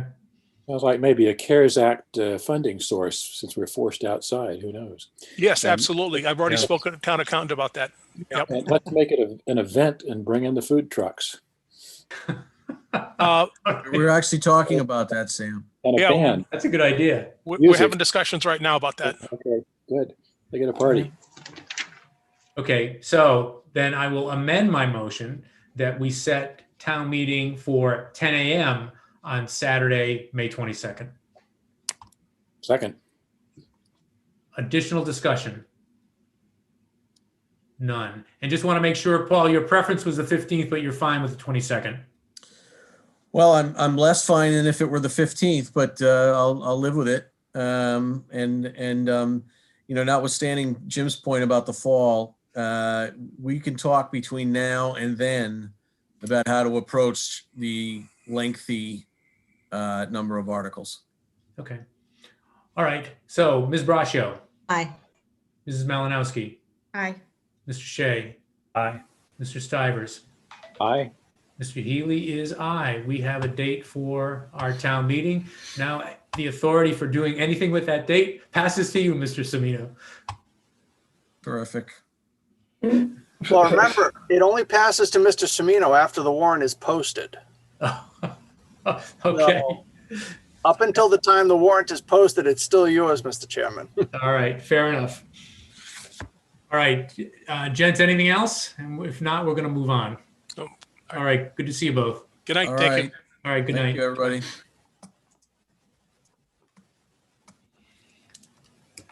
Scheduling of departments. I mean, I don't think we need to do that tonight. Are there, I think what the thought is, are there particular departments either on the, yes, we want to talk with them, no, we don't think we need to talk with them list? Ms. Malinowski is nodding her head. Yes. I think anyone that's adding a new position or service, I would like to talk to. Okay. Ms. Braccio agrees with that. Yep. Yeah. Brian or Sam, any particular departments or any other additional concepts? So if Board of Health is not covered by what Chelsea just said, I think given the magnitude of the increase that Board of Health is looking for in their budget, I think it's worthwhile to have them in for a discussion as well. Yeah, I think just generally it is going to be hard not to have the large departments in just for peace of mind, to make sure that whether or not they're adding somebody new or some new service. I think it's more for the smaller ones. I think if there's something unusual about their budget, an addition one way or the other, then we'll have them come in. So Mark, I think you and I and Lisa at our next agenda meeting can come up with a roster of when we'll have folks in. Hopefully not on the 16th may be a busy meeting. Or we'll have to have a special meeting at, somewhere, maybe just to bring the departments in and just schedule that as a special meeting. That's all we do. Yeah. Yeah, no, this happens in the spring. Okay. Marty? Yeah, Sam. Another suggestion. I mean, I don't think this is likely to be a case, but if there are any of the small departments where there is significant disagreement between the department or board or committee or whatever and Mark and Brian in terms of what the number is, then it might be interesting to hear what that difference of opinion is. Okay. Well, Mark, you can flag those for us. I just having looked at them quickly, it doesn't, most of them seem pretty static from previous years. That really exists this year, but I can, put together a list that kind of meets the criteria the board's looking for, and we can. I've not heard that it has, but just in case. Okay. Okay. Item 6B, review draft RFP for legal services. Look perfect. Since you ignored my red line comments. I did not ignore them. Your definition of me ignoring them is if I don't take 75 or 80% of them. Is that the close? I actually did. I actually took a number of them, Sam. Okay. I'm fine. I think the key thing is keep it moving. So I'm fine with what you have. Thank you. Okay. I actually looked at it. There's some cleanup, not substantive, but there's some just some typo type cleanup. But aside from that, we don't need to vote on it. But are folks comfortable with that being the document? What you're not comfortable? No. So if I may, yep. I think one of the biggest concerns for me is if we are just, one of the reasons I agreed to go forward with this process was for the opportunity to look and expand to a firm that may have had more to offer than just maybe a one-person firm. And in looking at what we have, it's offering both still. So I guess I'm confused as to what we're really doing. If we're putting it out there to bid for the opportunity to be able to get a firm potentially that has additional attorneys that we can do a one-stop shopping per se to benefit the taxpayers more, then that was what I supported. If we're just putting this out to get what we have now or to expand, I guess that's my question. This is still allowing for a one-person firm. And I just want to be clear, is that what everyone else is looking for? Or were we looking to change for different types of opportunities? Yeah. Does that make sense? I have a comment. I will just let me jump in. I will just, and this was my sense of it's my sense generally. I mean it is, and when I researched, Mark and Vanessa did the initial research to get the RFPs, and when I looked at those, from particular towns to see what had happened there, one of the things that jumped out at me is that a lot of times I think towns fall into the town council being lifetime appointments. And once someone is appointed as town council, then there's no one ever looks at whether or not that is what makes the most sense for the town. And that's why I put the language in for the preamble, that whether it's a policy or practice, I just think as a matter of due diligence and fiduciary duty and all that stuff, that something as important as town council, that it makes sense for the town. The number I put in was 5 years, that at least every 5 years to look and to see, is this the best service, rate, all of those things for the town. I just, again, this is nothing personal against anybody. I just think that's a good business practice. That's what drove me.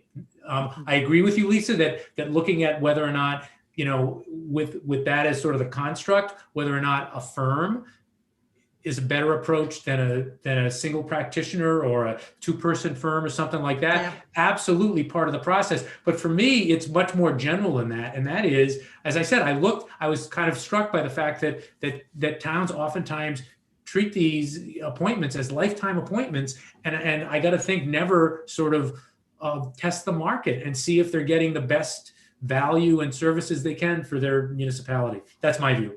Anyway, I'm sorry. I didn't mean to go on that long. Can I add a comment? Yeah, Sam. I mean, Lisa, to your point, I actually think that the way it's written allows for a different possibility where I would, for example, be interested in talking to an individual practitioner who has a network of associates out there who might also be individual practitioners in a more formal way than we've seen historically, for example. So again, in my day job, I have situations where a group of attorneys who have different specialties work together on projects, even though they're independent firms. And I don't know that that's necessarily the perfect structure for here, but I'd certainly be interested in entertaining proposals from people who are organized in that kind of way. So I think that I was trying to leave the door open for different structures than we've had historically and see what happens. So that I was trying not to limit us too much, I guess, to leave the scope fairly broad. Chelsea or Brian? One question I have, would this RFP give us the flexibility to hire more than one firm? And the reason I'm asking that, so let's say we got proposals and there was one firm that excelled in labor issues, but wasn't as strong in, as I'm looking at this, land use or zoning planning.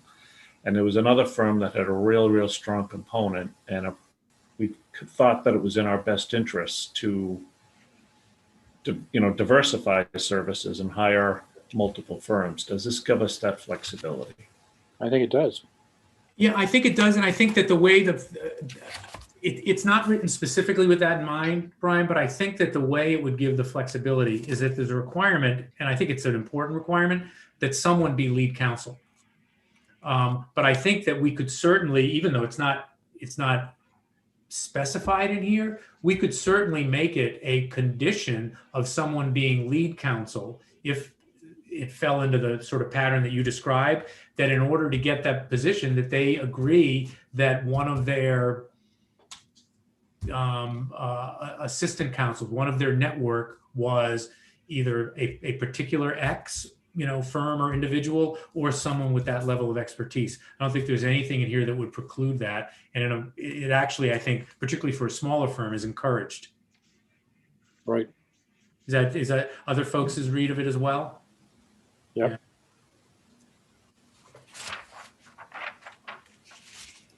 Where it talks, I think it's in D. Is it just, yeah, it's in 3D where it talks about lead and backup counsel.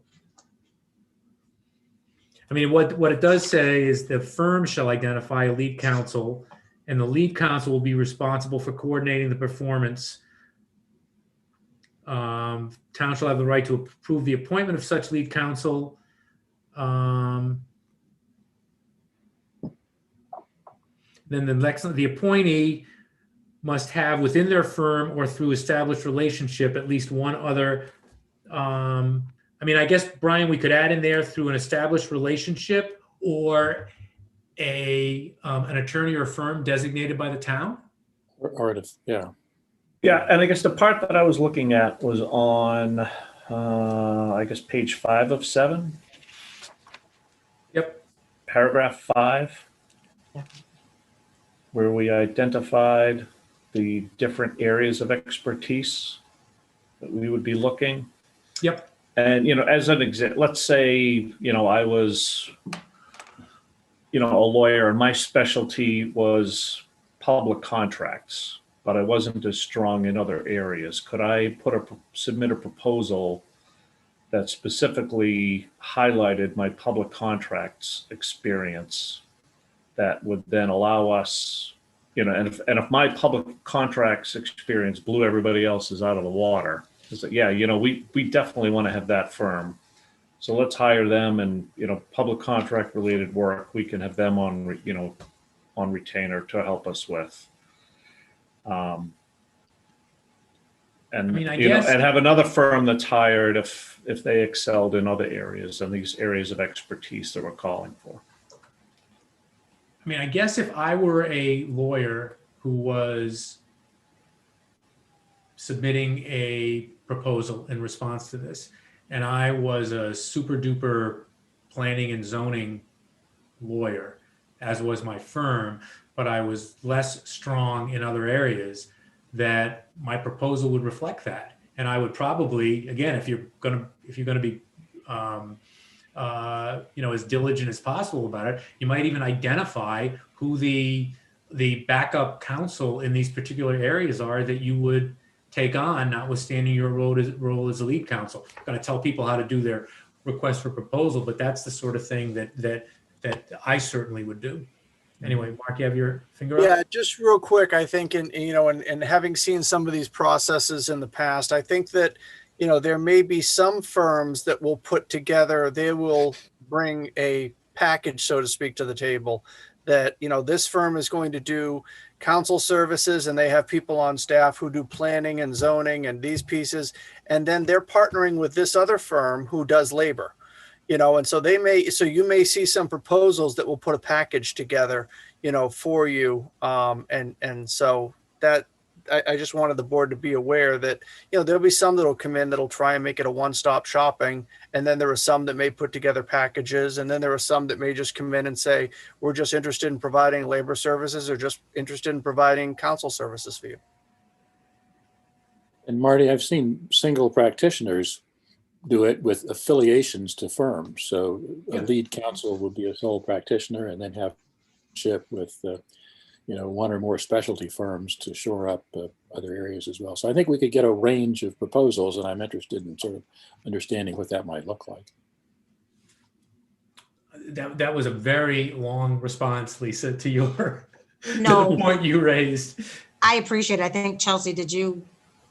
Yeah, so on the background section, Marty, I'm just thinking about what Mr. Shea's talked about with going out to bid on things. And, from my perspective, my view on doing this is to kind of mitigate our risk from a town council perspective, and to give ourselves, if you want to use Sam's word, a network of options versus kind of a one-stop shop, a one-man show, I guess.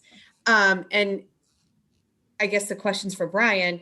Do you view the way that's worded as we're just going out to bid without really, I feel like we have a reason why we're going out to bid, and it's not just the 5-year policy or practice. So what is that reason then? So I think it's changing our strategy of how we use town council, right? We're looking to see what other structures exist for town council, and either going with a firm that has 2+ attorneys, or with Sam's structure, having a network that they work together on, where their strengths lie. Broadens the resource base. I think Chelsea's point is sort of mitigate exposure to any individual weakness or whatever in there.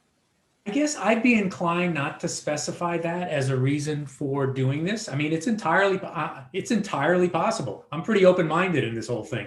It's entirely possible that an individual practitioner, including our existing town council, is the one that, as a result of this process, you go, no, this is what makes the most sense, notwithstanding that firms have additional lawyers and everything like that. But it'll give Mr. Cipriano an opportunity to lay out in a way that he hasn't had to, exactly what his network is, how he uses his network, and we'll hear that from other folks as well.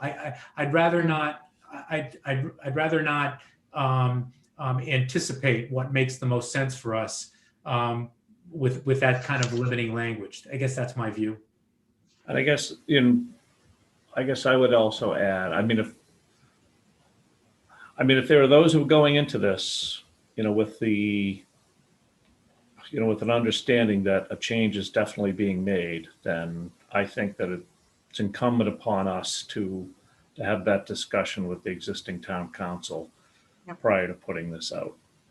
And I'm not of that mindset right now, but if there are others who are, I think we need to be upfront about that. I guess I support Marty's point. I want to see what's out there. And there may be things that I'm not aware of that are interesting. There may not be, and we might wind up again continuing with the same structure potentially. I'm certainly open to that. lawyers have to do this stuff all the time. Yeah. Lawyers for in-house counsel, I have cases where the in-house counsel get changed midstream because not necessarily, although sometimes for dissatisfaction, but because, companies are constantly, testing the market and making sure that they're doing the best thing for their shareholders or whatever. I'm open-minded. That's my view. Yeah, I buy legals. I bought tens of millions of dollars of legal services over the last 20 years here. And I interview attorneys all the time for specific tasks and personalities and records and all that kind of stuff. So it's always out there looking for, the right resource to meet your needs, which change over time. So very active market out there in the world. And I think that I always learn things about different ways of approaching some of these things. So I think that's valuable. So I think, Brian, I don't want to be misunderstood. I think my point I was trying to make initially was I wasn't trying to say we need to change the council that we have. But when we first started this discussion, it was exploring the possibility of what other options we could bring to the town. And I think that was the point I was trying to make. And I didn't know if this covered it. But now through this discussion, I do think it covers it. And I think it explores all options, which is kind of what I was hoping that it would do, but I didn't want to pigeonhole us either. So I'm fine with that. The only real other question I had, Marty, on the document was, it seemed to say appropriate a lot throughout the document, as appropriate, or for instance, experienced in all, it had said in all areas of municipal law on the first page, first paragraph, and it was changed to appropriate areas. How are we going to quantify what I may think is appropriate, someone else may not? Under accessibility as well, it says authorize town officials as appropriate. I liked having the within 24 hours of a call on there. Obviously, if the town is making a call, there's a reason. And I would hope that there could be some form of at least acknowledgement through a phone call. So that's under C. Yeah, under accessibility. Yeah, so I liked having that in there. And again, and at the top of page 2 as well, it talks about substantial experience in appropriate areas of municipal law. How are we going to define and quantify that to anybody? What do we define appropriate as? And I think I marked that off on a few different spots in here. Those were my main questions that I had. I just didn't understand the reason for appropriate versus it's being my more word. specific. Oh, okay. Well, then you might know better than me, being an attorney. Well, I can tell you but- why I did it. I don't know if Okay. I know better. I can tell you why I did it because it's as a qualifier. Okay. For instance, that's at all areas of municipal law. Well, that's yeah. I mean, Okay. I'm not even sure that I'd tell somebody that having done it for 40 years that I'm an expert in all areas of criminal prosecution, Okay. There's a bunch of things I've never done. I worry about it being too rigid. That's all. Okay. That's why. In terms of the time, I'm fine. The draft said within 24 hours. I looked at that and I said, really? And maybe that's a standard. I don't know. That just seems, it just strikes me that we want someone who's responsive, but not necessarily with an hourglass being turned over. Yeah. But again, I'm that one I'm less flexible. concerned with than the all areas of municipal law, because I could see us making a decision when we know that someone's not an expert in an area of municipal law, and somebody else says, "How could you have done that?" Well, we felt we had either as a backup, as a network, or something like that. We had an ability to fill that hopefully what would be a minor hole. Okay, then I'm fine with that, Marty. It's just a different type of qualifier. So I'm fine with that. And whatever the board decides, those were really my only questions. Thank you. I like the qualifier too, so. Okay. Okay. Maybe I stole yours. Maybe those were your qualifiers, Sam, that I don't remember. I actually use that a lot, as a matter of fact. So. I'm sorry, Chelsea, go ahead. No, that's okay. I just want to clarify what my question was related to. I wasn't suggesting that we should be looking for a change necessarily. I I just wanted to understand if we're suggesting of putting a policy in place, then is that what we're doing by inserting that line and seeing what the options are? Or I feel like if we're going to reference a policy, we should have a policy, if that's what we're going to do. The other thing, I mean, that was, here's my view about that section B, the background. Yeah. Honestly, I don't feel the need to explain myself when I'm bidding for legal services, and lawyers are pretty hungry animals. And but it was in a bunch of them, and it made it into the draft. I am, rather than trying to massage that, I'd take it out entirely. That's my view. The background section. I know, Mark, you feel differently, and I think, Brian, you do, because are people going to be looking and saying, well, why are they doing this? Again, my view is, again, lawyers are hungry animals. They submit bids for proposals when there's potential business out there. And I don't think we have to explain ourselves as to why we're doing something. But I'll go either way on in, out, revised. I don't feel that strongly about it. I'm fine either way. Maybe say periodically instead of every 5 years or something. I don't know. I tend to agree with Marty, though. I think that it's probably better out than in. I don't, as it is now, I'm not sure that it adds a whole lot of value to the rest of the document. So I think it would the documents is just as strong if you take it out. All right. Anybody have a problem with it just getting taken out entirely? Nope. Okay, it's gone. And I'll send it out before we send it out. And who knows, it may drag to the 16th, hopefully not, but I'll do a quick edit for typos and grammar and stuff like that. Page numbers. Yeah, I'm not very good at those, but somebody will fix the page numbers. We had page 8 of 7. Okay. Okay. We all set on that item? Okay. CSX actually going to be pretty short, I think. But we need to bring Karen over, right? Because these last two are her. Is she lurking out there? Looks like it. Yeah. Marty, Mr. Semino's had his hand up. I'm not sure if it was about the legal RFP or not. Oh. Why don't we don't have a comment or a chat, so why don't we bring Paul over real quick? Wait a minute. Yeah, bring him over.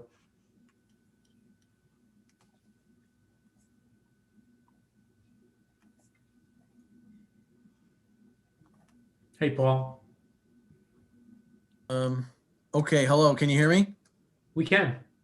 Okay, thanks, Mark. Yes, my hand was up for this topic that you just were about to conclude.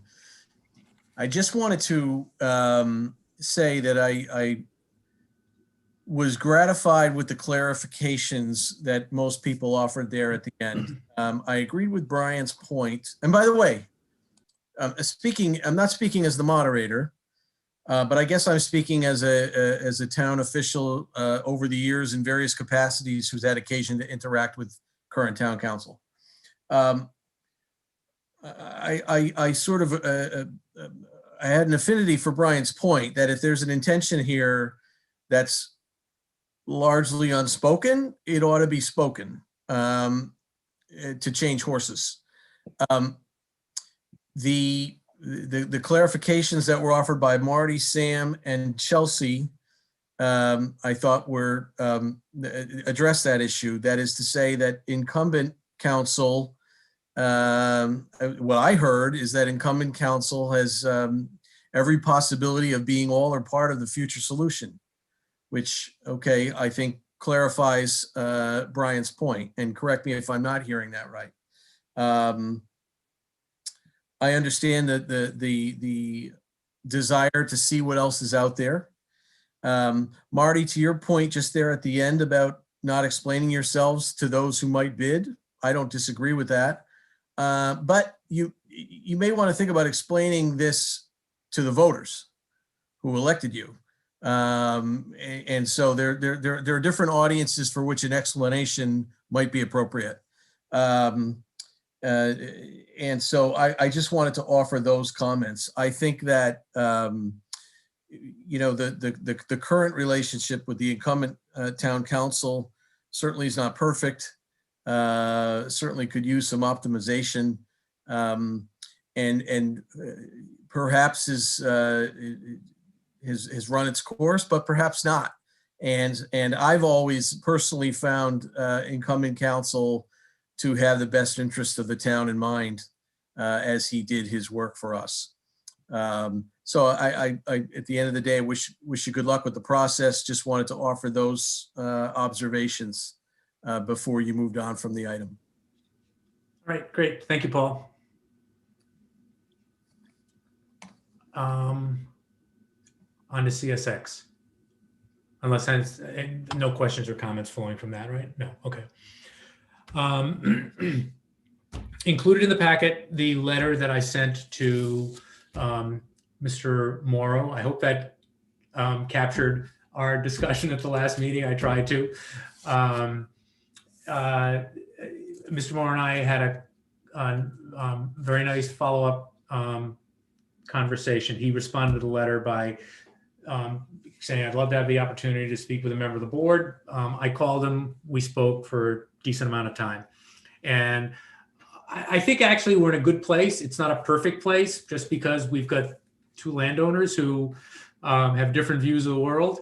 But Mr. Morrow, again, number one, he appreciated the outreach to him. And I think he appreciated both the tone and the substance of the follow-up conversation, where I explained to him that the board was being guided by concern for doing what's right for Main Street and for the town at large. And in his view, the work that's going to be done on the rest of Main Street, he's completely supportive of, and is also looking forward to the improvements that would bring.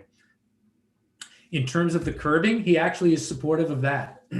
He thinks actually that it allows sufficient access and egress to their property, and that it actually will be helpful to some extent, particularly in the handicapped areas. He and CSX still are in disagreement about how the parking area is going to be resolved. But he understands that that's an issue between the trust as the property owner of the Morrow's property and CSX. I think he's hopeful that maybe nothing happens other than the curbing getting put in.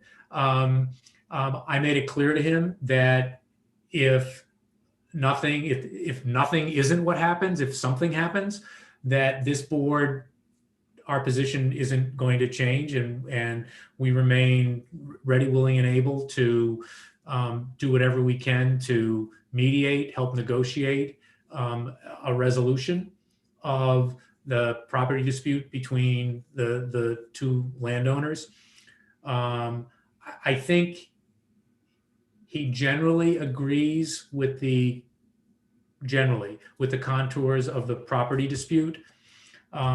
Obviously thinks that there is, if not legally, maybe something less than that, a right to the property because of the fact that his family's maintained it for years. It's been used for years.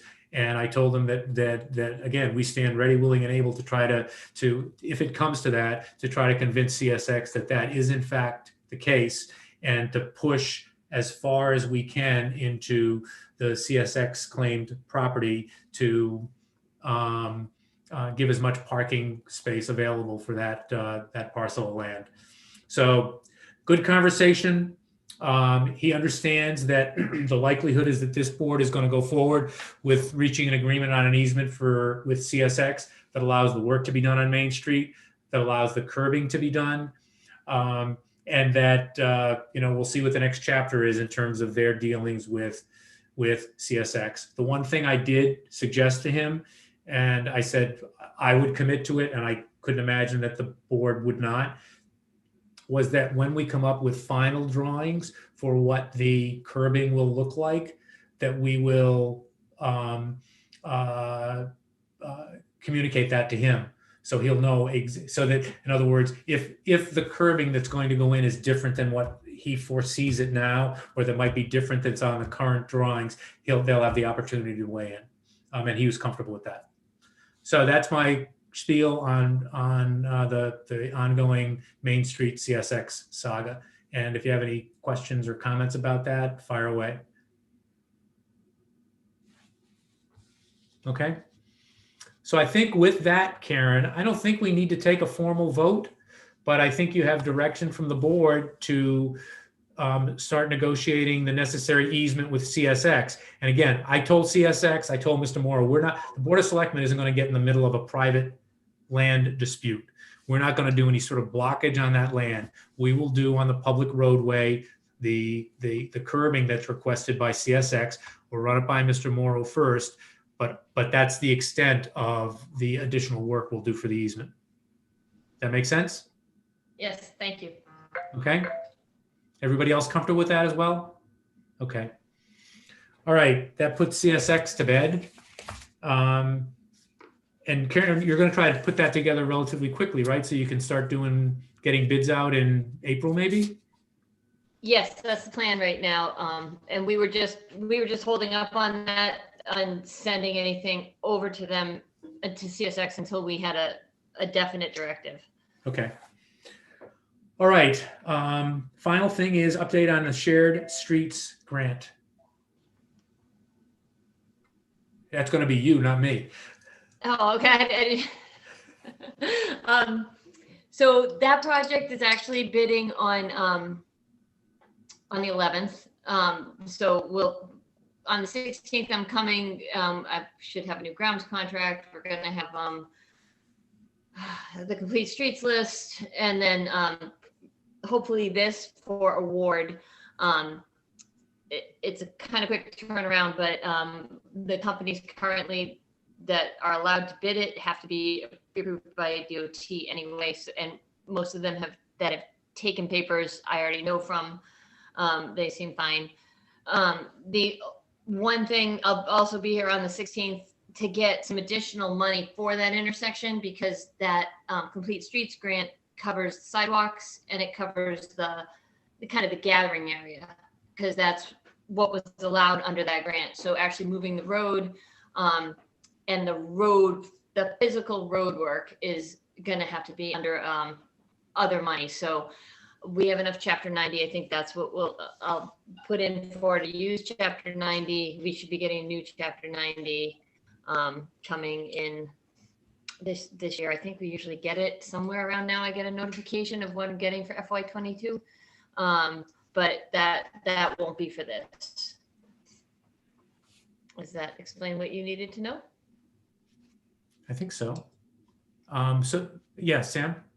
Question, where are we on paving the parking area and all that? As of now, the idea is that we would gravel and grade, but not pave that. That wasn't kind of ever officially decided, but that was where I thought we were going with it. Yeah, Karen, I thought I was pretty clear with St. Mark's that if that parking area is going to be paved, it's going to be at the specific request and the specific payment of St. Mark's. Good, just want to confirm that's still where we are on that. Yeah. Yes, and so I did put together like a draft easement for us to be able to use their land, and then a draft license. And so that's based on an easement we have with Bay School for drainage, and then the license we already have with St. Mark's for some of that land, so that St. Mark's can use a piece of our land. And if you actually look at the map, I don't know if it got sent around to everybody, but St. Mark's is basically, St. Mark's almost owns all the land of the project, and even where their parking lot, almost all of it is still in their own land. we're actually using more of theirs than they're using of us.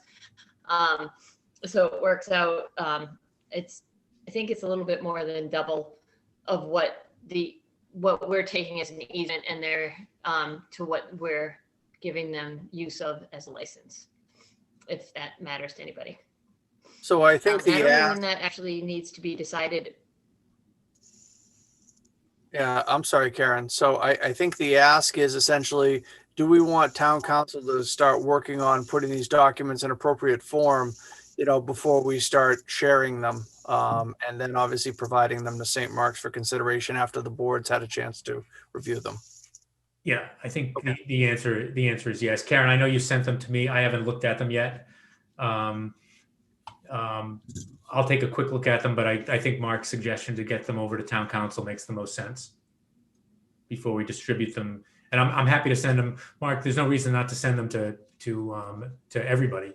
But let's not for comment. Let's get them out to town council, get his view from a legal standpoint, and then if there are changes we want to make after he weighs in from a legal standpoint, we can do it maybe as early as the 16th. Okay. All that makes sense? That's the 16th at midnight. Yeah. No, it's funny. I thought this was going to be a shorter meeting. The short ones end up being longer, the long ones end up being shorter. So maybe the 16th will be a breeze. 17th after midnight. Can I ask one question about back to the downtown, if that's okay? Yeah. So there's one thing with the downtown is crossing railroad tracks, to actually have accessible crossing, and the CSX requires it to have the like the foot with the paddle that goes down doesn't let you cross, right, and it goes back up. So right now we don't have anything for that. It's expensive. I want to say it's like a $300,000 thing to get put together. And CSX's engineer Bergman has to do the design. We have Mark, you're gonna have to help me because I can't remember what it's called, but there's the bond bill. Is that right? Yes, the capital bond bill. And I didn't know if we might be able, if the town might want to move forward with trying to see if we can use that to get that work done. Then we could get it done as part of this project. To do it afterwards would be very difficult. And also basically since Bergman has to do the design, it would be good to just get it all incorporated together if we could. I don't know if that would get approved or not, but it's easier, I think, to take it out than to not have it in there. And that gave no time at all to kind of think about this ahead of time. That's a warning system or a system that the railroad requires, but they then require us to pay for it? Yes, if we want to cross it with pedestrian traffic, yes. So we didn't know about this? This is a surprise. It's not a surprise. The cost was a surprise. And when we originally were looking at downtown, we, because we didn't necessarily have the money and we didn't know about all the easement problems and all that, which we've been trying to deal with, where we get that money from, because we didn't have 300,000 sitting anywhere for the downtown, that it seemed like we could really they're going to fix the tracks, right? So it would be that you'd have to step down. It wouldn't be an ADA accessible crossing. It really wouldn't even be a person. It would be something that you'd cross like you do now at your own risk. It seems a little excessive to have the gate come down for something that comes through, I think, twice a week. But that doesn't exist now. We don't really have there's no sidewalks across the tracks right now. Sort of ends. You kind of walk on the road to get across them. Well, that's a bit of a curveball. Yeah. Yeah. So I mean, it's not a problem not to put it in. It doesn't change what we currently have to leave it. right? They're still going to do this. They're still going to do the tracks. They're still going to give us the pipes underneath, the easement. All that will still happen the same way. And our original intent was that sidewalk ends in basically a ramp, right, to cross over to the other side and go back to the west. And you really wouldn't go east over the tracks. With the sidewalk starting on the other side of the tracks, you'd start your sidewalk back up. That has really been what the plan was. If you look at what the plans are, that there's potential that we could change that with an actual crossing. That wouldn't be ADA compliant. What? Sorry. That wouldn't be ADA compliant then if we did it that way, right? Well, it would be, because you'd be able to you would be able to access. You could cross. Can't hear you, Karen. Karen, can't hear you. Karen, we just didn't hear what you said. Can't hear.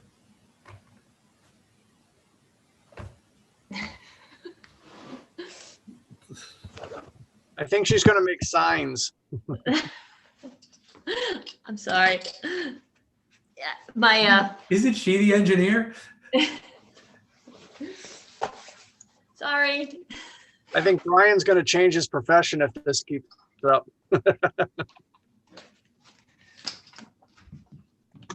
There's a technology committee when we need them. Fiber.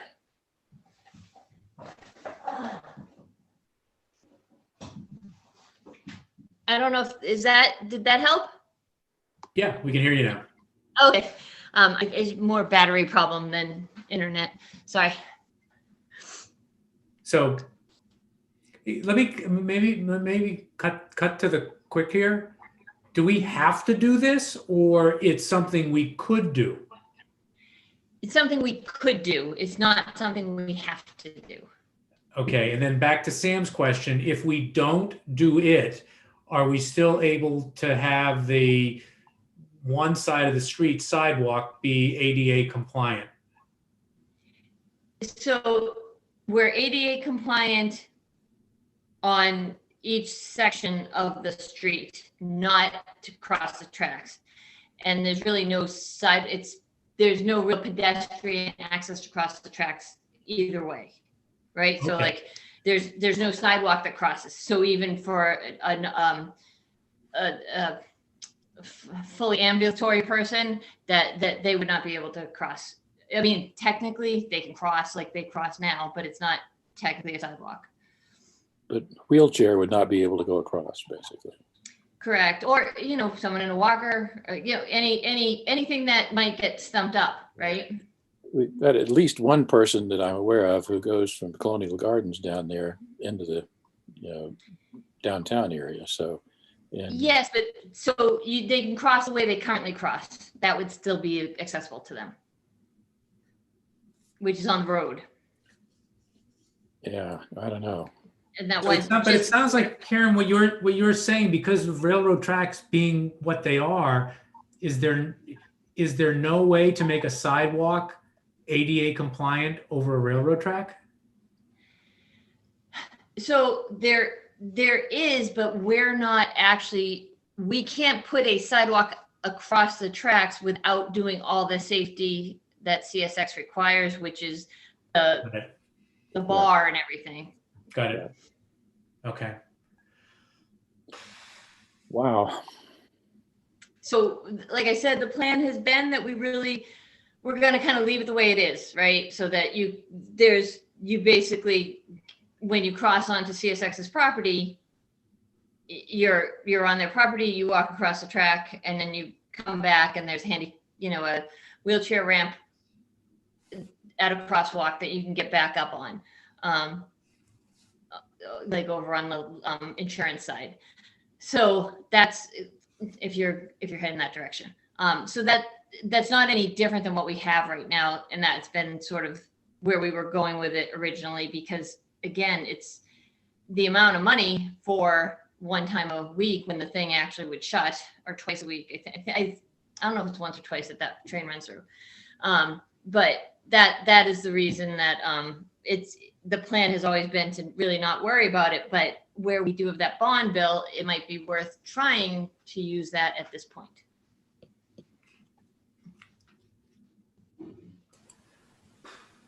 Any thoughts? Sorry. Seems to be like sort of a halfway solution, frankly. I don't know.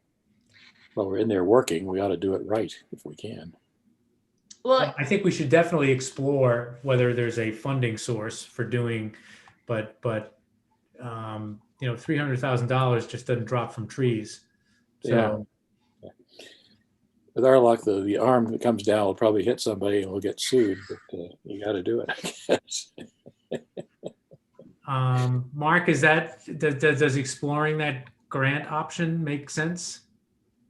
I had a preliminary conversation with Carolyn Dykema about this, and she feels it's probably not going to rise to the level of the governor willing to release the funds, and that conversations probably should go back to MassDOT to have those conversations before we try to move it forward.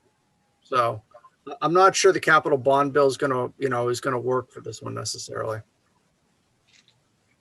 Okay, Karen, do you need you don't, well, even if you needed, I don't think we're going to decide this tonight. Yeah. I guess. Well, sorry.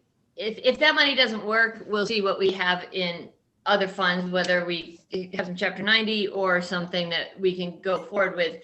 If people are more interested in having something there than not. I think the answer to that is yes. And, okay, and all right. we want to aggressively as possible explore funding options for getting that done. But I mean, it's not even a hypothetical. We know there is someone, at least one someone, who would benefit from that work being done so that it is as ADA accessible as it possibly can be. So we should explore every option. Okay, great. That's good. Just as long as I have the direction, we can probably come up with some sort of solution. Okay. Anything else on that before we let Karen go? Karen, I think you're okay to leave. Okay, thanks guys. Have a good night. What's left of it. I know. Well, we are on our final public comment, and Mr. Litt's hand is up. That does not surprise me. Well, frankly, it surprises me, Marty. Well, we were talking about ADA stuff, so well, there's that. I guess I'll add a third item to my list and point out that it's not just wheelchairs. It's if you have a shopping cart or rolling luggage or any number of things. It's we're all handicapped. But I actually had just two things that I wanted to mention. The first is I started to hear rumblings this evening about, well, maybe another fall town meeting. And based on our history the last time, I'm not pinning hopes on it. And I'm frankly inclined to say, fooled me once, shame on me, or shame on you. Fooled me twice, shame on me. The idea of pushing things out to a fall town meeting, I don't think the odds are going to be any better than they were last year in terms of certainty about being able to meet, weather, holidays, all those things that caused you to say, gee, you just couldn't do it. So I think we ought to plan on getting our business done and not putting things off in our annual town meeting. The other comment I wanted to make goes back to the question of the ability to fill the tech manager role and what does that mean in terms of additional staff? I think if you're trying to hire somebody, you want to have a candidate who can succeed in the role. And if you ask someone to be a one-armed paper hanger again, if you don't have, the ability for someone to take a vacation or to have the staff that they need to support them in getting the work done, I know I wouldn't take the job, and I suspect your most qualified candidates are smart enough, not to take the job. So I encourage you, to look at it seriously as a whole, not just as I'm going to replace the existing position and put the new person in the same situation as the old one was. That's it for me. Thanks. All right, thank you. Good stuff. I don't see any other hands. Oh, no, I do. Mr. Miller. Yes, thank you. Can you hear me? We can. Thank you. I just wanted to comment at, this bomb that was just dropped, that in the effort to knit together the downtown, CSX is going to extract north of $300,000. It is pretty shocking. And it once again suggests that the stranglehold that CSX manages to exert. This is part of my larger concern. I addressed the board in their last meeting with regard to the downtown initiative and the mapping. I didn't get an answer that was clear or coherent, and I didn't get one from the planning board either at their February 22nd meeting. Although to the everlasting credit of the planning board, they listened to what I had to say, and Mr. Morris polled the entire board at the conclusion of my remarks, and they were unanimous in their agreement that there's something strange about this map and that it requires review. The working group that's now apparently scheduled to get together tomorrow has more on their plate than ironing out minor details of nomenclature. This is an effort to enable by right zoning over a map that simply does not make clear and coherent sense. This meeting having exceeded the running time of Lawrence of Arabia, I'm not going to go into the details of the parcels involved, the ownership, and why there's really no coherent reason to run an effort to improve downtown, Main Street, the corner of Main and Newton, and Main and Boston Road, an effort which I think any reasonable person in town can support. It's inconceivable why, again, this map extends a full quarter of a mile away from Main Street into landlocked parcels, cuts through backyards, includes part of currently commercial properties, also includes a 1 acre parcel owned by none other than CSX. In fact, that is the only parcel in the southwest quadrant of the zone that's included in its entirety. And I still await, and this is what I asked the board to consider prior to their next meeting, a clear and coherent explanation of why this map looks as it does. Otherwise, my opposition to the initiative is implacable at this point, because I can't get an explanation of why you're including or proposing to include what you're proposing to include. And I thank you for your attention. All right, I'm not sure what the rules are in public comment. I mean, the answer, but I'll break them.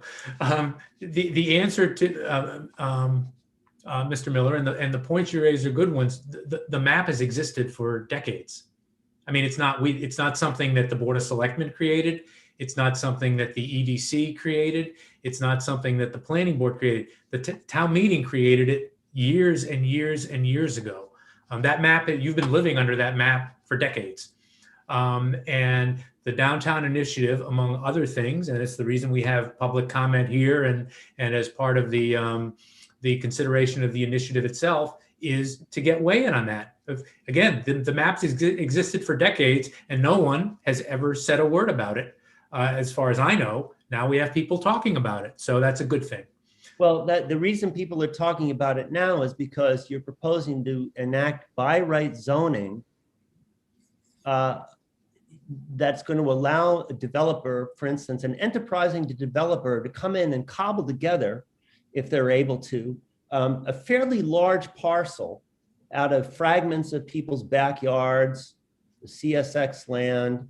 Actually, here's Mr. Miller. It doesn't do that, but it is again, my response was to your question, where did this map come from? That it was a simple explanation. Well, the map's been around for decades. The EDC had the opportunity, and this is mentioned on page 10 of the initiative packet that was distributed to abutters, that they had several options in terms of technical zoning.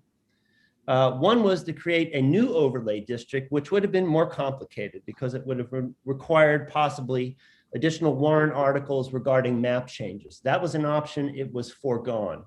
And that was a terrible mistake because you cannot come in and propose all kinds of zoning changes that would allow people to build, co-working spaces and microbreweries and all kinds of other things on parcels that, when this map was drawn, could not have been anticipated. But now that they are being anticipated, it involves an obligation to reconsider the map. And that hasn't been done. And this is one of the reasons, and now we can add to it the failure to consider the crossing requirements as a reason for voters when town meeting does arrive, whether it's May or June, to vote this proposal down, unfortunately. Okay. Marty, I know we don't jump in. Can I just briefly say one thing to Mr. Sure. Miller? I know we've already broke the rules. So, Mr. Miller, we understand that the question has come up and there's concern and there's discussion that's going to take place on this. Unfortunately, that's what the public hearings are for. It gives you the opportunity to talk about what's in front of you. You have clearly, you yourself and others have said that, that the map is a concern. That's something that is going to be looked at, and there will be an answer one way or the other. Unfortunately, there's a long list of items and, we're trying to work through them, we've only had really one forum and one public hearing. So know that you are heard, and I think Marty has said that, the map has been around for a long time, but it's something that is going to be worked on and it will be looked at, and you'll certainly have an opportunity to, again, voice these opinions, and that will be taken into account, as the map and the document itself moves further. Well, I appreciate that, and thank you. All right. I don't see any other hands raised. Going once, going twice.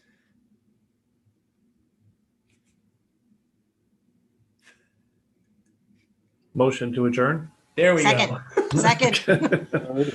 Discussion none. Ms. Braccio. Aye. Ms. Malinowski. Aye. Mr. Shea. Aye. Mr. Stivers. Aye. Mr. Healy is aye. Thanks everyone for hanging in. Good night, everybody. Good week. All right. Bye-bye.